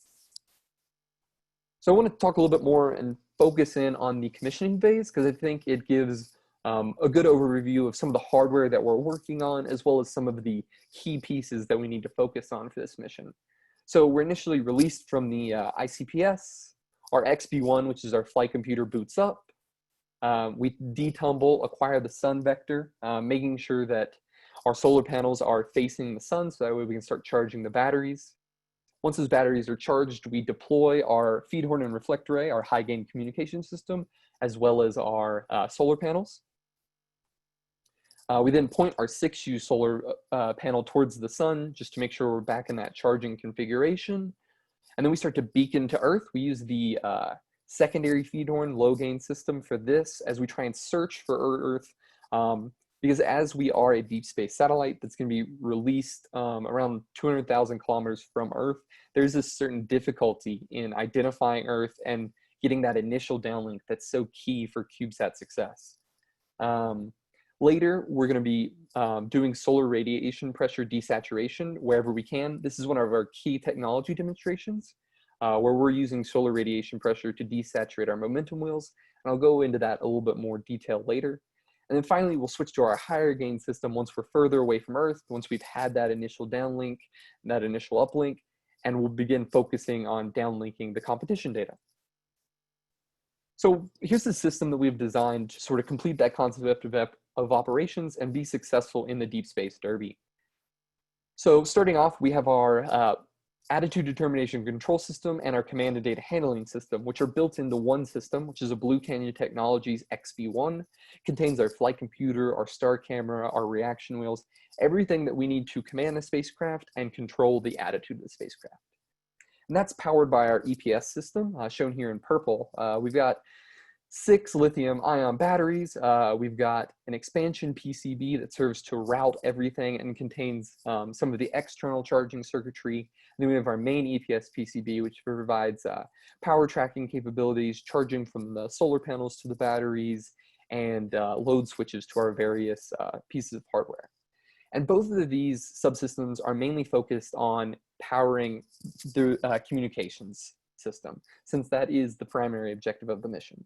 So starting with the receive chain, we've got a patch antenna that operates at C-band, a low noise amplifier, a UHF antenna, or sorry, a UHF radio, and a down mixer board that takes the signal and down mixes it from C-band to UHF. And then on the transmit chain, we've got an XTX that generates our signal that passes through an RF switch to either our secondary feed horn here, which is the lower gain, higher beam width system that we'll use for commissioning, and our primary feed horn, which is in the center of the spacecraft that deploys and uses the reflector array for a higher gain system, so that way we can downlink more data. So I want to talk a little bit more about those subsystems, the new technologies that we're looking to mature in deep space, as well as focus in on what work we've been able to accomplish during the interruption to work by COVID-19. So in mid-March, around March 15th, in about a week time span, CU Boulder essentially decided that we needed to close everything down. So in that week, it was sort of a scramble to try and get down what we could before we lost access to the lab. And we ended up getting access back around 3.5 months later, towards the end of June. So for instance, we were manufacturing things on Thursday of that last week. We did vibration testing that you can see here on the right that Friday. And while we were working on getting, as much information as we could from the testing hardware that we were about to lose access to, we were also sort of planning, what can we accomplish at home and what do we have to accomplish at home to meet our sort of nominal delivery schedule of early 2021. So our main objectives were to prepare each subsystem for fall 2020 integration, develop our flight software, and then also generate integration test and safety test plans. So that way, once we got back in the lab, we could immediately begin testing without any sort of delays. And our plan for accomplishing this was to minimize the testing of flight hardware. We didn't want to, because we were going to be working at home, we didn't have access to our satellite testing and integration lab in the aerospace department. We wanted to work mainly with non-flight hardware, so that way we could prevent electrostatic discharge events from damaging flight hardware. And again, we were working on individual workstations for team members or subsystems, so that way one person, at least for each subsystem, could continue accomplishing something, moving us towards that integration. And then finally, sharing small amounts of equipment as necessary while taking precautions to clean that equipment to make sure we weren't passing COVID-19 within the team. So starting on the first subsystem I want to talk about is the electronics power system, or EPS. So we have a battery capacity of around 5.2 amp hours. We can generate around 25 watts of power from our 3 solar panels, which are identified in the diagram on the right. And one thing that's really interesting and exciting about the way that CU Boulder populates our solar panels is that we do it through a method developed and flight tested by previous CU Boulder Cubesats. Specifically, QB50 Challenger used this technique, and it was developed by a former Dr. Palo PhD student, and it's been used by a bunch of different university Cubesats since then. So during COVID-19, we built up, individual lab stations at people's homes. On the right is one of those pictured. Our electrical engineer lead, Laura, had built up this station that you can see on the right. She had soldering equipment, power supply, oscilloscope, everything that she needed to populate one of our test boards, our expansion EPS PCB, sort of check out all of those connectors, make sure that the board was manufactured as expected and that we could pass power between the different components as needed, and then also test the battery charging circuit on that PCB. And we did that battery charging test with non-flight batteries, again, trying to avoid damaging anything in these sort of less than ideal testing environments. In addition to the testing that Laura was able to accomplish with the expansion PCB, we had another EPS team member, Declan, working on wiring manufacturing. And again, our goal was sort of to hit the ground running in the fall once we were able to get access to the lab again. And so he worked on populating all of our test connectors and our separation connector, which was over 200 wires. And in these two diagrams on the left, you can see our wire harnesses, our wire leads, our crimping tool that he was using. And on the right, you can see what he delivered back to the lab once it was reopened, which is fully populated, ready to be plugged in test wire harnesses. And so that was really important because since we've gotten back into lab since then, we've been able to use some of these to test our PCBs, and we haven't had to delay testing at all. So moving on to another subsystem, the communication chain. So our receive chain, like I've said, it starts with a C-band signal that is received by our C-band patch antenna, shown in the lower left hand of the picture on the right. It's got a gain of around 9.5 dB, and it receives that C-band signal, down mixes it to UHF, and then we pass it off to a lithium-2 radio. The lithium-2 radio is used because it has prior flight heritage on other CU Boulder missions, which makes us confident in our ability, to get it working. And that's really one of the things that you want to focus on, is not pushing the boundaries too much on a satellite and focusing on a few key technologies. Our maximum uplink range is around 17 million kilometers. One thing that's interesting is that the CU Cubed mission, depending on the trajectory that SLS takes, could end up well beyond 80 million kilometers by the end of our mission lifetime, which is 1 year. So we could lose uplink within sort of the first quarter of the mission, and then sort of have to operate more autonomously. One thing I do want to note is on the right, we have a full duplex system, which means we can do both uplink and downlink at the same time.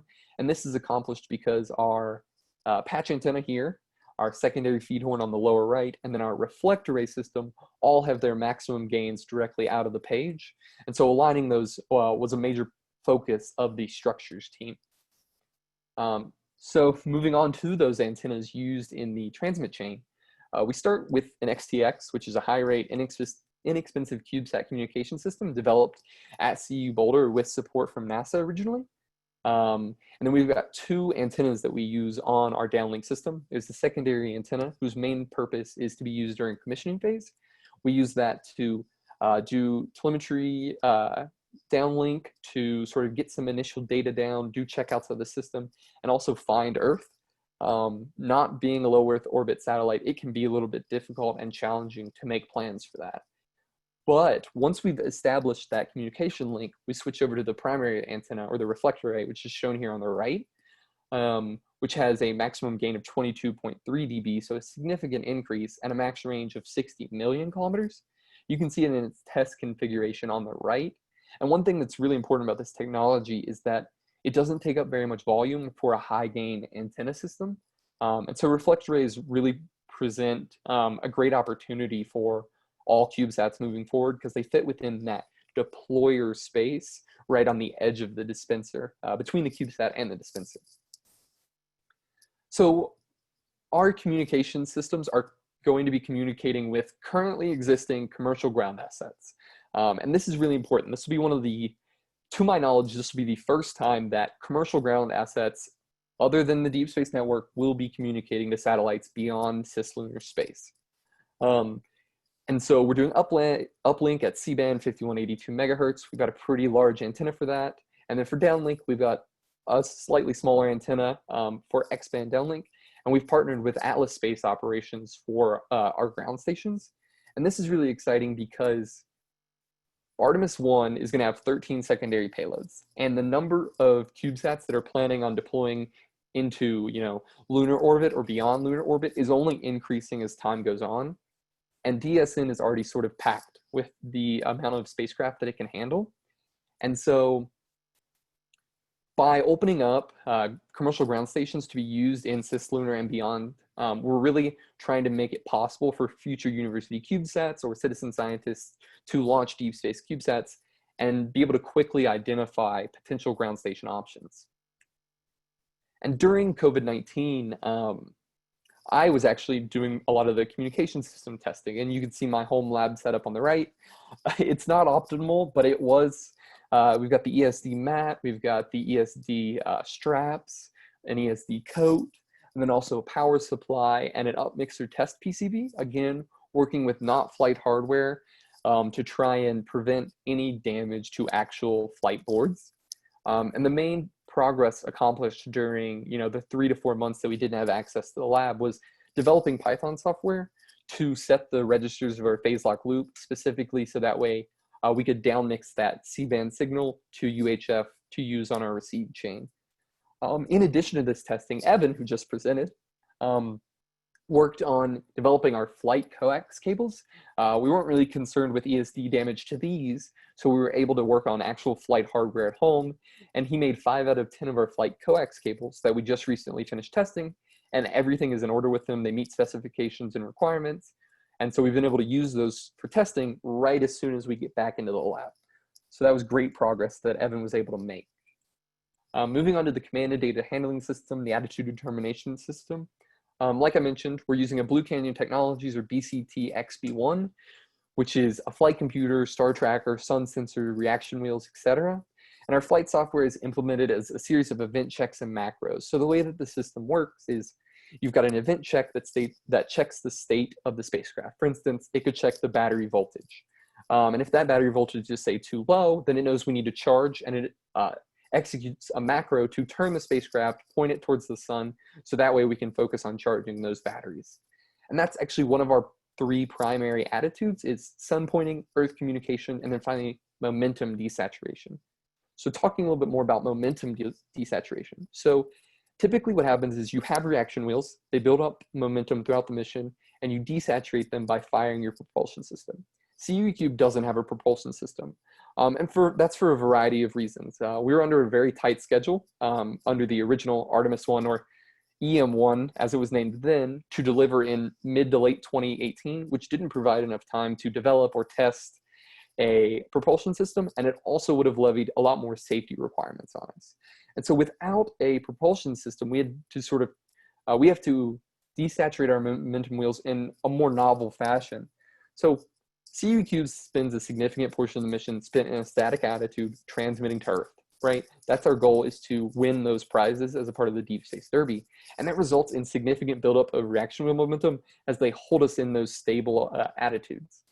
And so what we're doing to desaturate those momentum wheels and ensure that we retain pointing capabilities for longer in the mission is that we're going to use the difference between our center of pressure and our center of mass to generate torques from solar radiation pressure. We're going to be doing this to desaturate each of the momentum wheels. And on the right, you can see several attitudes that we've identified that torque the X momentum wheel either positive or negative directions. And these are the attitudes that we sort of saved so that way we can execute macros to control the spacecraft and desaturate the momentum wheels. During COVID-19, our main focus was on the command and data handling system. We generated flow diagrams for all of our XB1 event checks and macros, so that way we could evaluate them as a team through a large review. We were able to finalize and implement all CV3 software based off of that review and those discussions around the flow diagrams, as one of which is pictured on the right. And then we also developed software test plans. Again, trying to make it so that way once we got back into the lab, hopefully by the fall, we didn't know at the time then when we would be getting back, that we could immediately begin testing. And so that brings us to the final subsystem that I want to talk about, which is safety. So the Space Launch System Artemis 1 mission is being treated as a human spaceflight vehicle. And because of that, there are significant safety requirements levied on the CUE mission. So the safety process is split into about 4 phases. And throughout those phases, we have identified hazards to both the SLS and ground personnel that CUE cubed could pose, identified controls for those hazards, and then identified verifications that can be completed to prove that those controls are in place. But one of the things that has really sort of driven difficulties on this project is that institutional knowledge of safety requirements, hazards, and verifications are difficult to both obtain and retain, right? With all student-led and student-operated projects, you have difficulty with ever-rotating team members. And the problem that CUE cubed runs into is that it can be really difficult to identify team members who have an understanding of the CUE cubed system and have an understanding of the safety requirements, as that's typically outside of the specifications of most undergraduate or graduate level courses.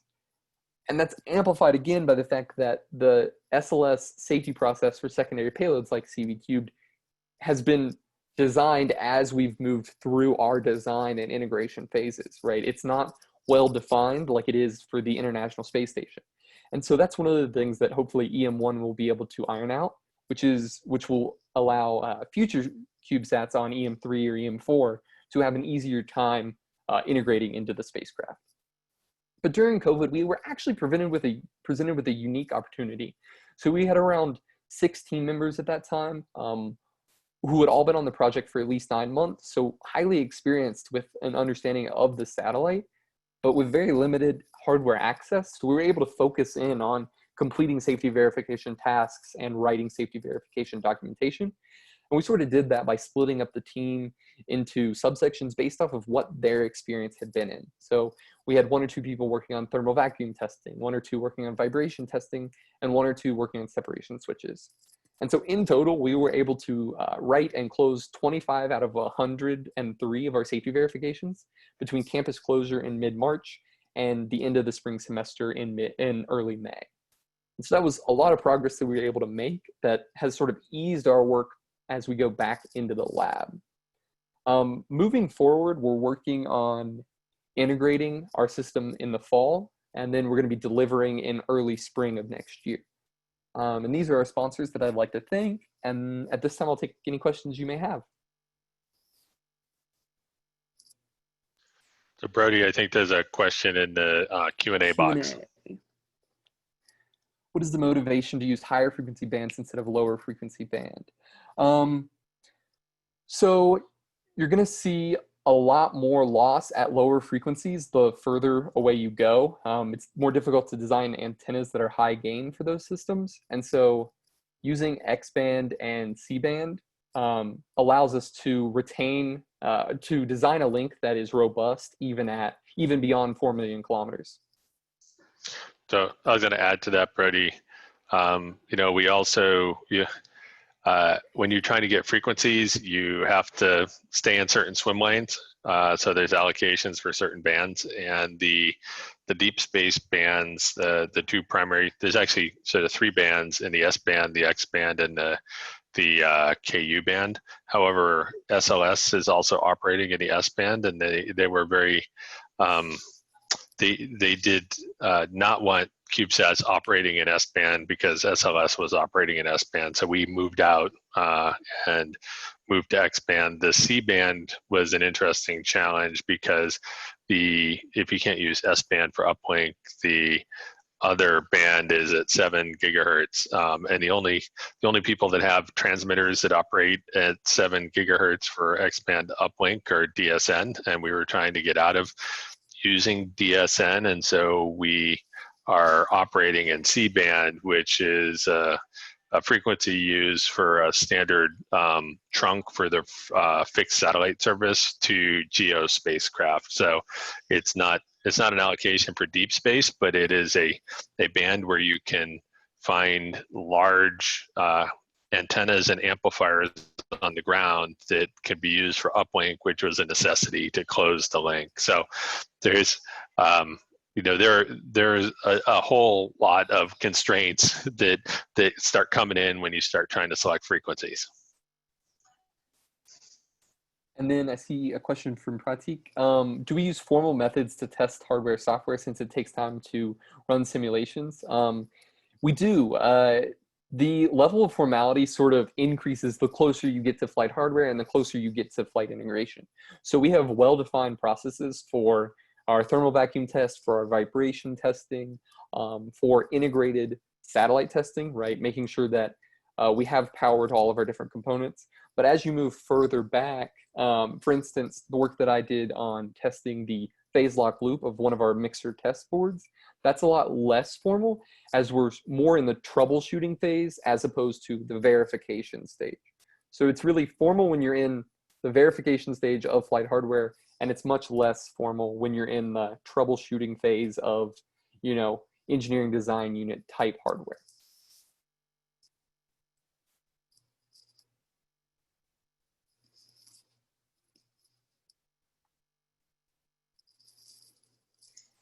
All right.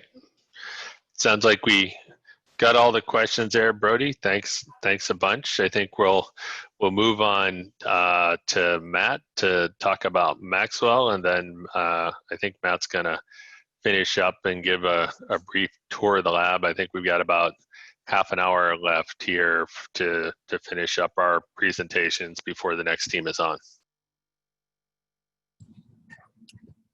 Fantastic. Just set up my PowerPoint.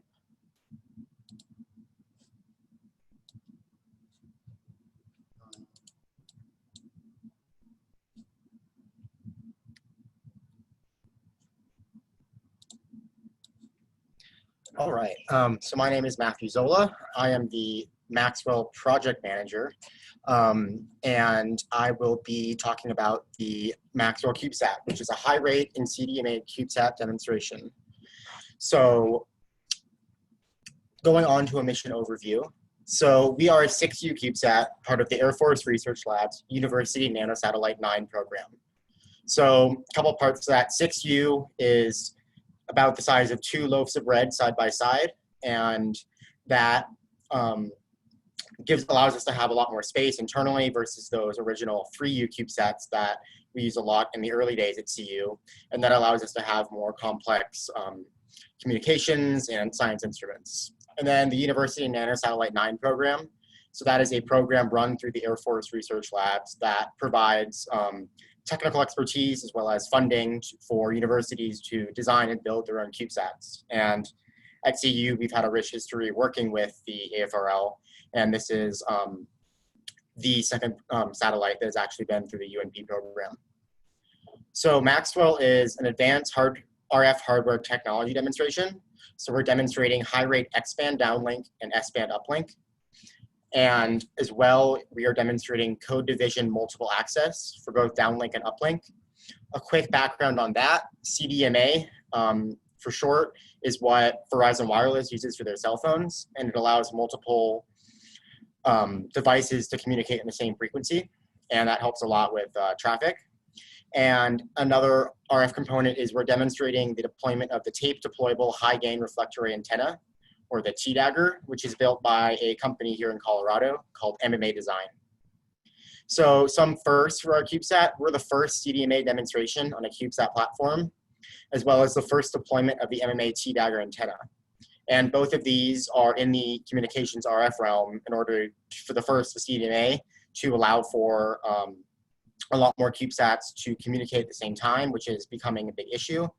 And for the TDAGger, allowing us to have these higher gain antennas to either be farther away or have faster data rates. And then the final component of our experiment is with a chip scale atomic clock. And what this is it's a miniature version of what's on the GPS satellites, and it's used to keep track of time. And what we're doing is characterizing the Allen deviation from those chip scale clocks. And then finally, we are using heritage flight software and hardware from multiple of the previous successful CU CubeSats in order to leverage that expertise that we've already built in our designs. A quick overview of our team. So our principal investigator is Dr. Scott Palo. We also have advisors, Dr. Polinsky and Dr. Rainville, who have been providing a lot of technical expertise. We are a very large team. We're currently 22 students, and we have nearly a third of our students being undergraduate, including myself. So that's been very exciting, especially at the stage in the project we are, which is in the, most of the design has been completed. So we have a lot of undergraduate students who are able to learn a lot about the technology that's been designed and then do the testing and integration phases. So a bit more details on the motivation of the project. So I like to go through this little demonstration. Data rates are a huge concern when you're using CubeSats. So all of our first CubeSats at CU use UHF radios, which are very slow. I think we downlinked about 0.13% of the data on one of our past CubeSats. And of course, that's a huge concern because if you have a scientific instrument that you spent all this time and money to put up in orbit, you want to get as much as that data down to the Earth so you can analyze the data, use that for papers, for whatever scientific or engineering purpose you may have. So it's a huge objective for us to further the development of these higher data rates transmitters using both S-band and X-band in order to increase those capabilities.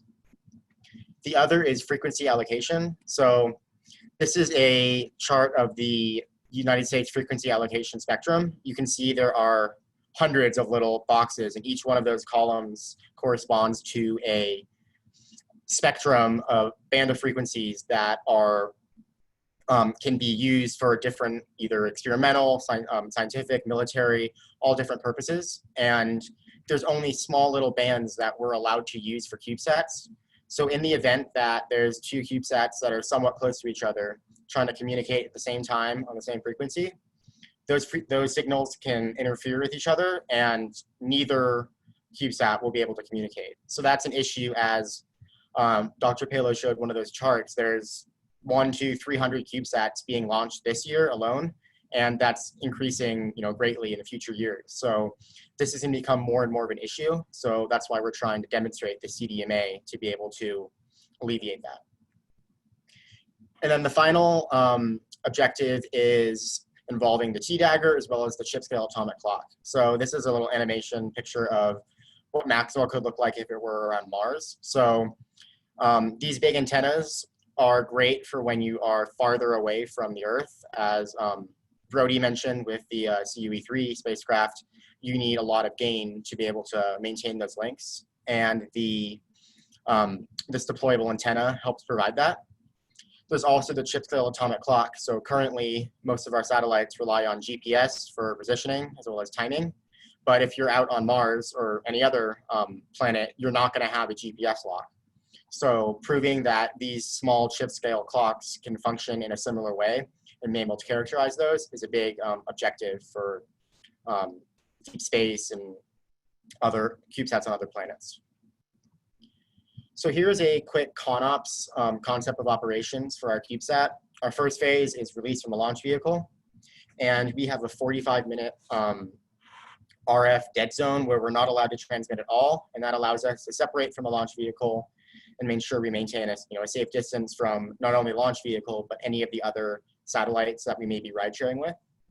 And after that time, we will deploy our solar panels and we will try to establish a sun pointing. So that allows us to charge our activate the solar cells, charge the batteries, and go through the commissioning and testing process for all of our systems. And this process, may take weeks just for us to determine make sure that the attitude determination system is functioning properly and that everything in the spacecraft is functioning nominally so that we can be comfortable moving on to the more novel demonstration parts of the mission. So the third phase is the communication demonstrations. So this is where we are using our X-band transmitter and our S-band receiver to demonstrate these high data rate links. And first we do it without CDMA just to establish that the links are working in their normal configuration. And then we will turn the signal and encode it with CDMA, as well as injecting a noise pattern into the signal. And that simulates another spacecraft communicating on the same frequency.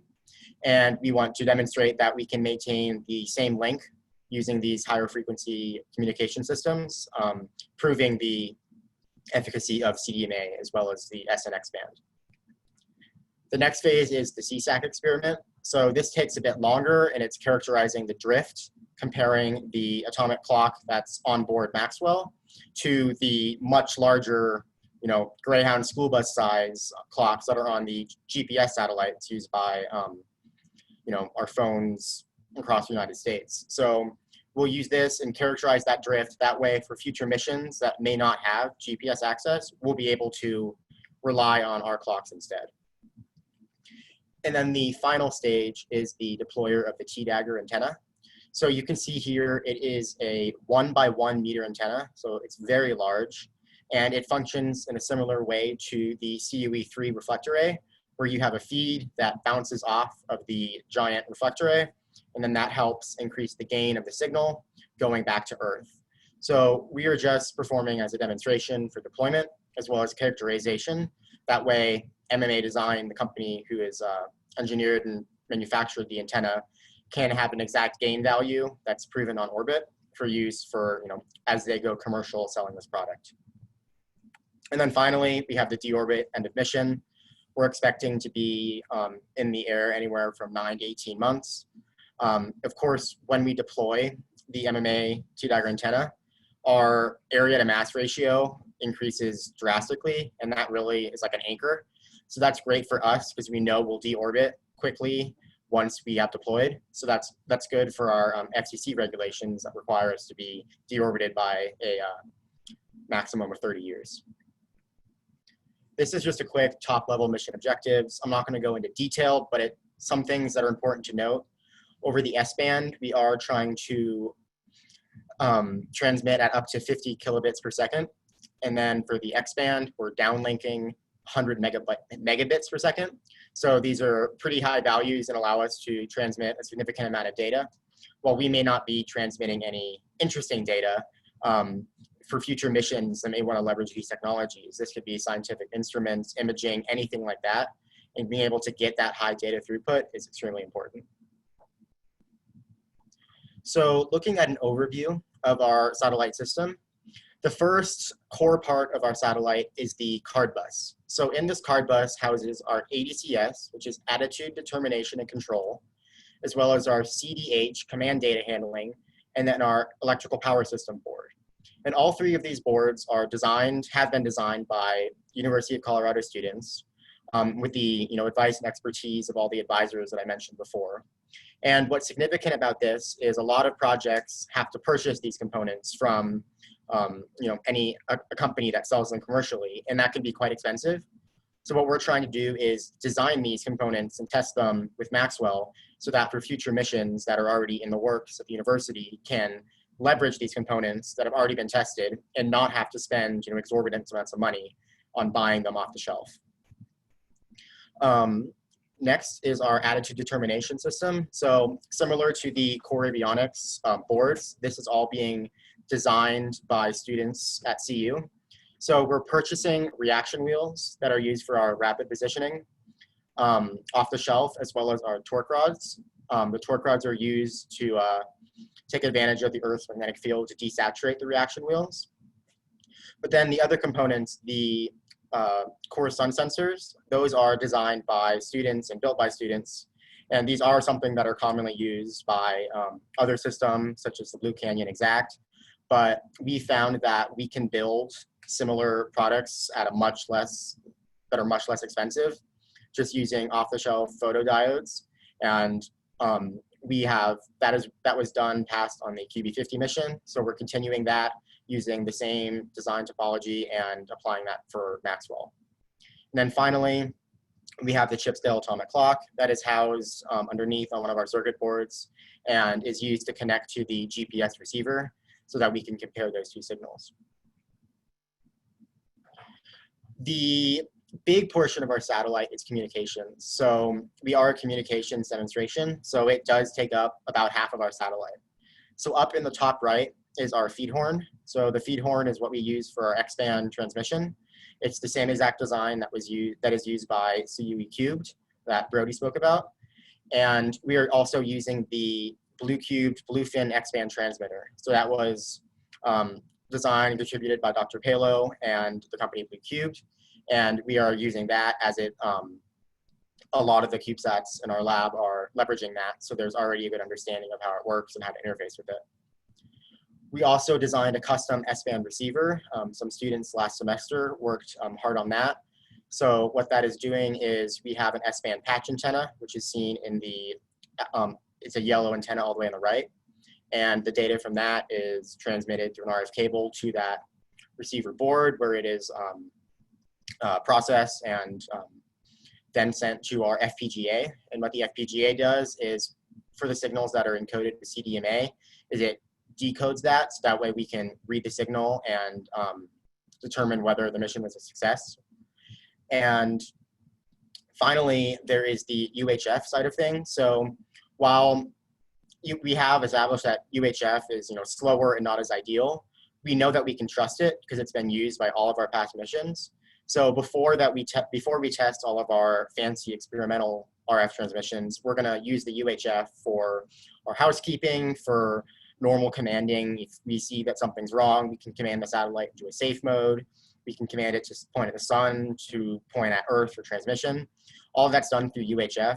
So that's using the custom UHF tape antenna, which is, as Dr. Palo mentioned a little bit ago, it's quite literally a tape measure purchased from a local hardware store. We strip off the paint, and then we attach it to some RF equipment that turns it into an antenna. We also used the lithium-2 radio that was used on past missions, as well as CUE-3. And then there is the T-Dagger X-band antenna. So that fastens to the left side of the satellite, as shown in this view. And what it is it starts off as a 1x1 U, just small box, and that's 10 by 10 by 10 centimeters. And then once commanded, there are these tape springs inside of it that slowly deploy. And those booms are holding this Teflon capped on outer material that has the RF reflector array coating on it. And that's what's used as the antenna. And then there's a little feed that extends out, similar to our feed horn, that then reflects off of that antenna for their transmission. So heritage missions are a huge part of how Maxwell is structured. So there's the MINX Cubesat that was discussed earlier, as well as the QB50 Cubesat. And both of these are using the same UHF antenna that Maxwell is using, as well as the same structural design methodology. Also, all of our computer and flight software foundations are taken from both of these programs, as well as the attitude algorithms and power management strategy. So this is really helpful because over the past 10 years, we've had people working at CU writing these dissertations and papers on these CubeSat platforms, and we're able to take that expertise and build upon it for our missions. And it is the hope that Maxwell will serve as that same reference. Although we may not have a scientific instrument per se, a lot of the components from Maxwell already have been selected for future missions that may be making scientific measurements in the atmosphere or the sun, things like that. And it's that strong foundation that these previous CubeSats built that we want to build upon even further to help increase the capabilities at CU. So relating to how our project has been working in the COVID-19 era, things have been, of course, very difficult. We have this great CubeSat lab that we moved into about a year ago now, and we got very accustomed to working in it. So I'll be showing a brief tour in a few moments, but we have a clean tent inside of our lab, as well as advanced soldering, electronics workstations, as well as specialized power and RF equipment. And all this equipment is very specialized and is extremely helpful for troubleshooting and testing our systems. And we don't have a lot of them, so it's not realistic to send each student home with their own power supply and load simulator so they can test their system. So what we had to do is set up a remote flat sat. So what a flat sat is, it's quite literally your entire satellite flattened out onto a flat metal plate. And that allows you to easily access all the different components. So we had our flat sat designed and ready to be assembled at the beginning of the spring semester, but we just weren't at the phase where we needed it yet.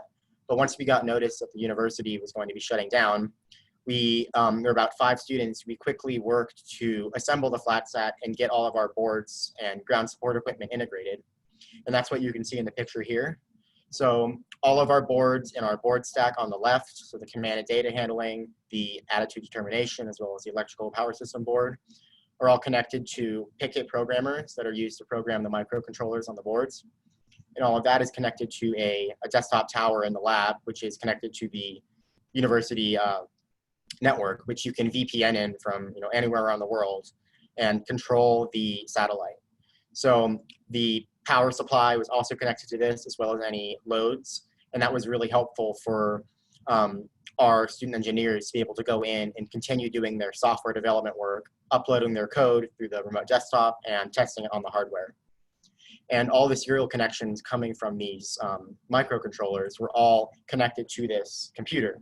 So you can monitor it as if you were in the lab to further development of that software. Of course, this did lead to some issues.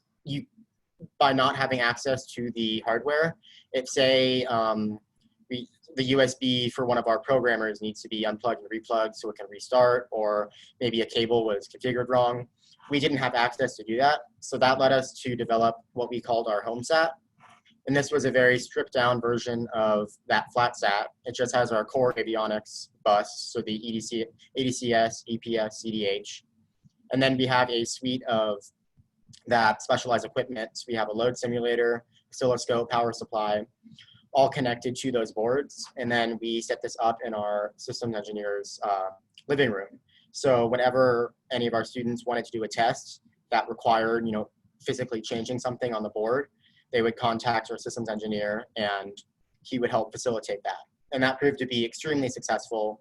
It helped the development of our command and data handling, as well as our power system board throughout the course of the summer until we could regain access to the lab. And what we did, instead of having the actual electronics that take all the power from the system, such as our reaction wheels, our torque rods, we use these load simulators, which just pull that power out in a similar fashion. And that allowed us to not have to use, those expensive, we don't want to take our expensive reaction wheels out of our lab in an environment that may not be clean, that may not be ESD safe. Although we do have the mat, it's still not an ideal environment. So we simulated all that in this testing environment, which was super helpful. So this chart shows our remote working goals and what we accomplished. So for the attitude determination and control system, we spent a lot of time working on our simulations for our flight software. So we have to be able to take all of our input from our sensors, the magnetometers, the sun sensors, the rate gyros, and be able to transform that into a quaternion or something that shows that we know where in space we are, as well as how we're rotating or slewing, things like that. So all those algorithms had to be tested and refined in a simulated environment. So working remote really lended itself well to that, because students could either run it on their personal computer or remote desktop into a lab computer to perform that testing. We also spent that time to revamp our code base, including adding Doxygen documentation, which is really helpful because there are future projects that are going to be using our software. So making sure it's well documented helps a lot for that transfer of knowledge. For the command and data handling, we spent a lot of time establishing robust communication protocols. So the command and data handling is like the brain of the satellite, and it communicates with all the other subsystems to determine if they're functioning properly, transfer data between them, and things like that. So a lot of that work was all software based, so we were able to do that remotely using that flat sat and home sat system. For the EPS, it was similar testing. So a lot of the board was already designed. So what we had to do was characterize it and developed our state of charge tables to be able to determine, based on the battery voltage, we can determine how fully charged the batteries are, whether we need to, that can direct the CDH in deciding if we need to point at the sun to charge and things like that. And we took advantage of the time to really flush out those systems and get a good understanding of them and how we can characterize them. That way, now that we're back in the lab, the students have a good understanding and can move directly into that high-level functional testing. And then finally, structural design and analysis. So we are just before the phase where we need to be working hands-on with the hardware. So that allowed us over the summer to to get us ready for that. So simplifying CAD to do finite element analysis, that's a big portion. Before we manufacture a flight structure, we want to make sure that it will be structurally sound, as well as writing assembly instructions. So we want it to be able to, somebody who may not be extremely experienced in the satellite, such as somebody who works for the launch vehicle that will be launching us to space, if they need to be able to change something, we don't want one of our students to have to be able to fly out there. We want it to be easily done by somebody who may have some experience with spacecraft hardware, but not with Maxwell specifically. So we worked very hard on developing those instructions so that they're robust enough to be used by anybody. This is a quick video that I want to show of the HomeSat setup. So you can see we have all of our boards connected to the computer, and the computer is reading out via the console all of the communications coming from the boards. And then that can be used by the systems engineer who was there in person, as well as anybody using remote desktop into that computer to interface with that hardware and perform testing. So this really was like our lifeline over the summer while we didn't have access to the lab, and really grateful that we were able to set this up and get this hardware before we lost access, because without it, we would have quickly run out of remote, just purely software tasks to do without testing. So it really turned out well that we had this set up.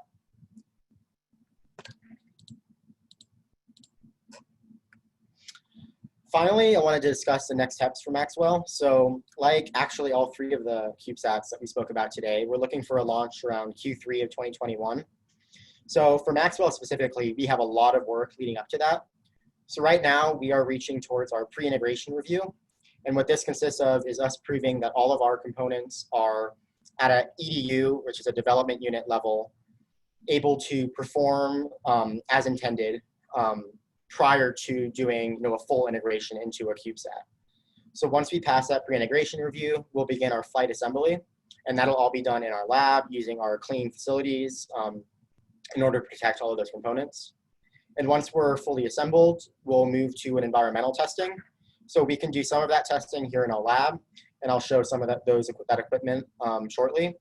But we're also working with our partners at the Air Force, and they have much larger scale vacuum chambers, vibrational tables, and things like that that are readily used for all of the Air Force satellites that we'll be able to leverage those facilities for our final testing.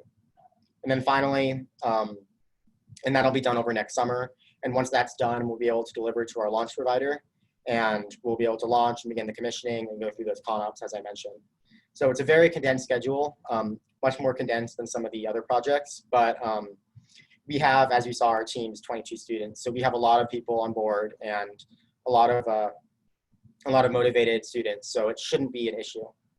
So it's very exciting seeing us move so rapidly through the process and being able to move this system from our development unit level up to that flight hardware in only like 9 months. So that's real exciting.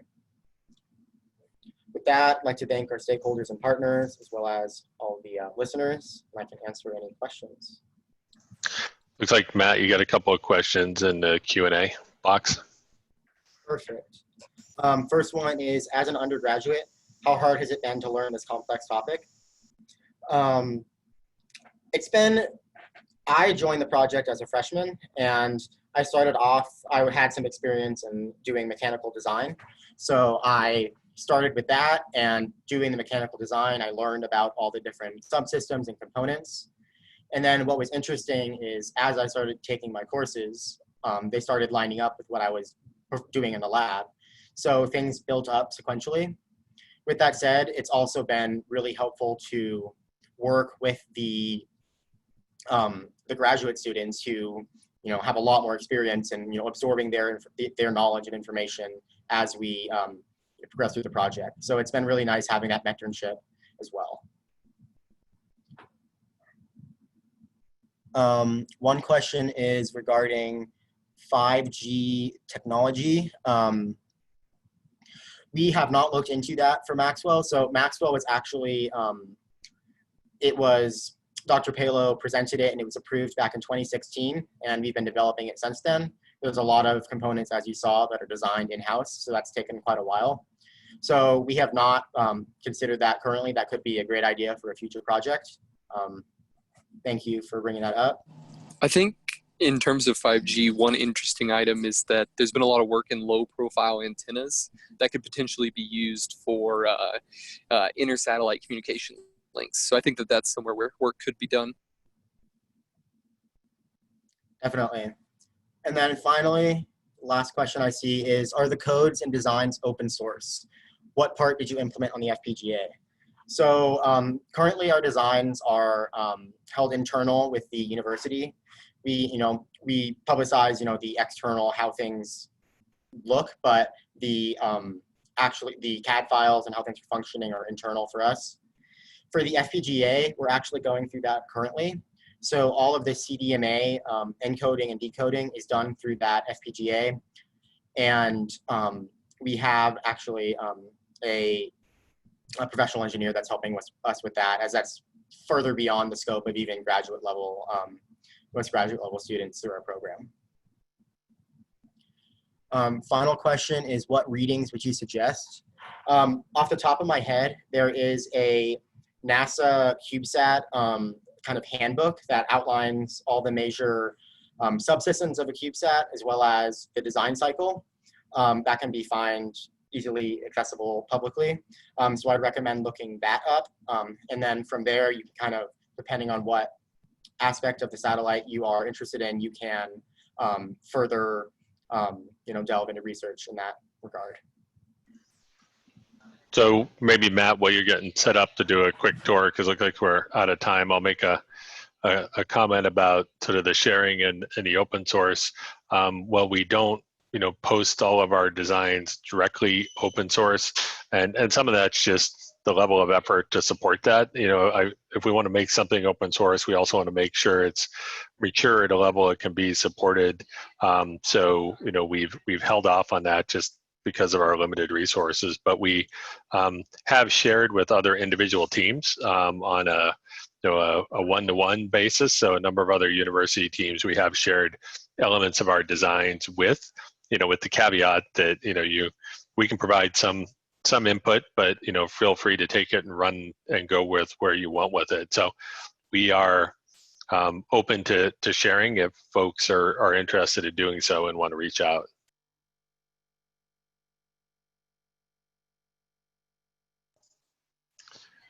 Great. And then I can give a quick couple-minute tour of our lab.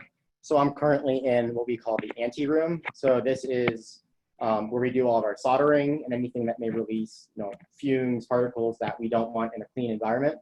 So here we have a bunch of soldering equipment, as well as microscopes that we use to perform board acceptances. So if we get a board manufactured by a third party, we'll want to then look at that board under the microscope to ensure that it was correctly assembled correctly, all the solder joints look good. And even more so, anything that we make in-house, we use that even more, because our work is definitely not at the same level as professionals in a lot of cases. Going in here, so this is the entrance to our lab. This is, the entire lab has HEPA filters and functions as a clean room. We're turning on the lights. So in here we have electronics workstations surrounding the outside of the lab. Here are two actually MAXWELL workstations that are currently being used by students. So this is our electrical power board that's connected to our remote desktop. And then here we have a full card stack that has attitude, command and data handling, as well as electrical power system board, all integrated and can be used for testing. And then another interesting piece of equipment we have here is what is called a Helmholtz cage. And this is used by the attitude determination team to make a simulated magnetic field that can be similar to what you may experience out in orbit. And this is used to test the torque rods and magnetometers within the satellite. Moving around, we have our thermal chamber. So this is what we use to, on a much faster basis, test our components for things that may expand or contract under temperature, specifically with electronics. So we can put them in this, it's basically an oven, and then it can go cold and it can go hot in a much faster time frame to test these components and cycle them as they may experience on orbit. And then finally, we have our clean tent. So this, even though the entire lab is an ISO clean room, this clean tent is an ISO 800 class clean room. Inside of it, it has its own HEPA filter, as well as it's pressurized, so the air is leaving it. You can see inside, that is the CUE Cube spacecraft as it is being currently assembled. And we save this for only the final integration. We keep all of the, the dirty test equipment outside. That way we can ensure that when we are building a spacecraft for flight, that it will be as clean as possible and reduce any of those risks. And with that, I think that is our lab.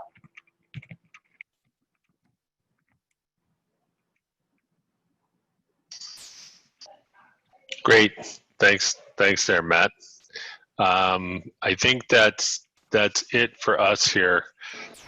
Ken, I don't know if you had any other final comments or questions before we hand it back to you to move on to the next team. Yes, thank you, Dr. Palo. Yeah, this is fantastic, and I think, and then, really thank you so much for all the leadership for small cell community, and also the AIAA, leadership in this technology and also in education. This is just fantastic, especially overcoming the difficult time of COVID-19. So this is so inspiring, and it's a great. This will bring great impact to the community, not only AIAA but in general. Just fantastic. And also, I realized you are actually also a great kind of host, event leader. And I also attended the online, small set conference. I think if we have more opportunity with you, look forward to work with you, to lead or speak in more events or opportunities. Thank you, Ken, for giving us the opportunity to talk today and giving the students an opportunity to gain experience presenting and also to have the opportunity to highlight their work. Very much appreciate that. No problem. Anytime. We're here for you. That's fantastic. All right. Well, thank you. It's been a pleasure, and best of luck with all the rest of the program today. It seems like you've got a great program. Thanks again. Yeah, thank you so much. These are all AIAA students, the AIAA program.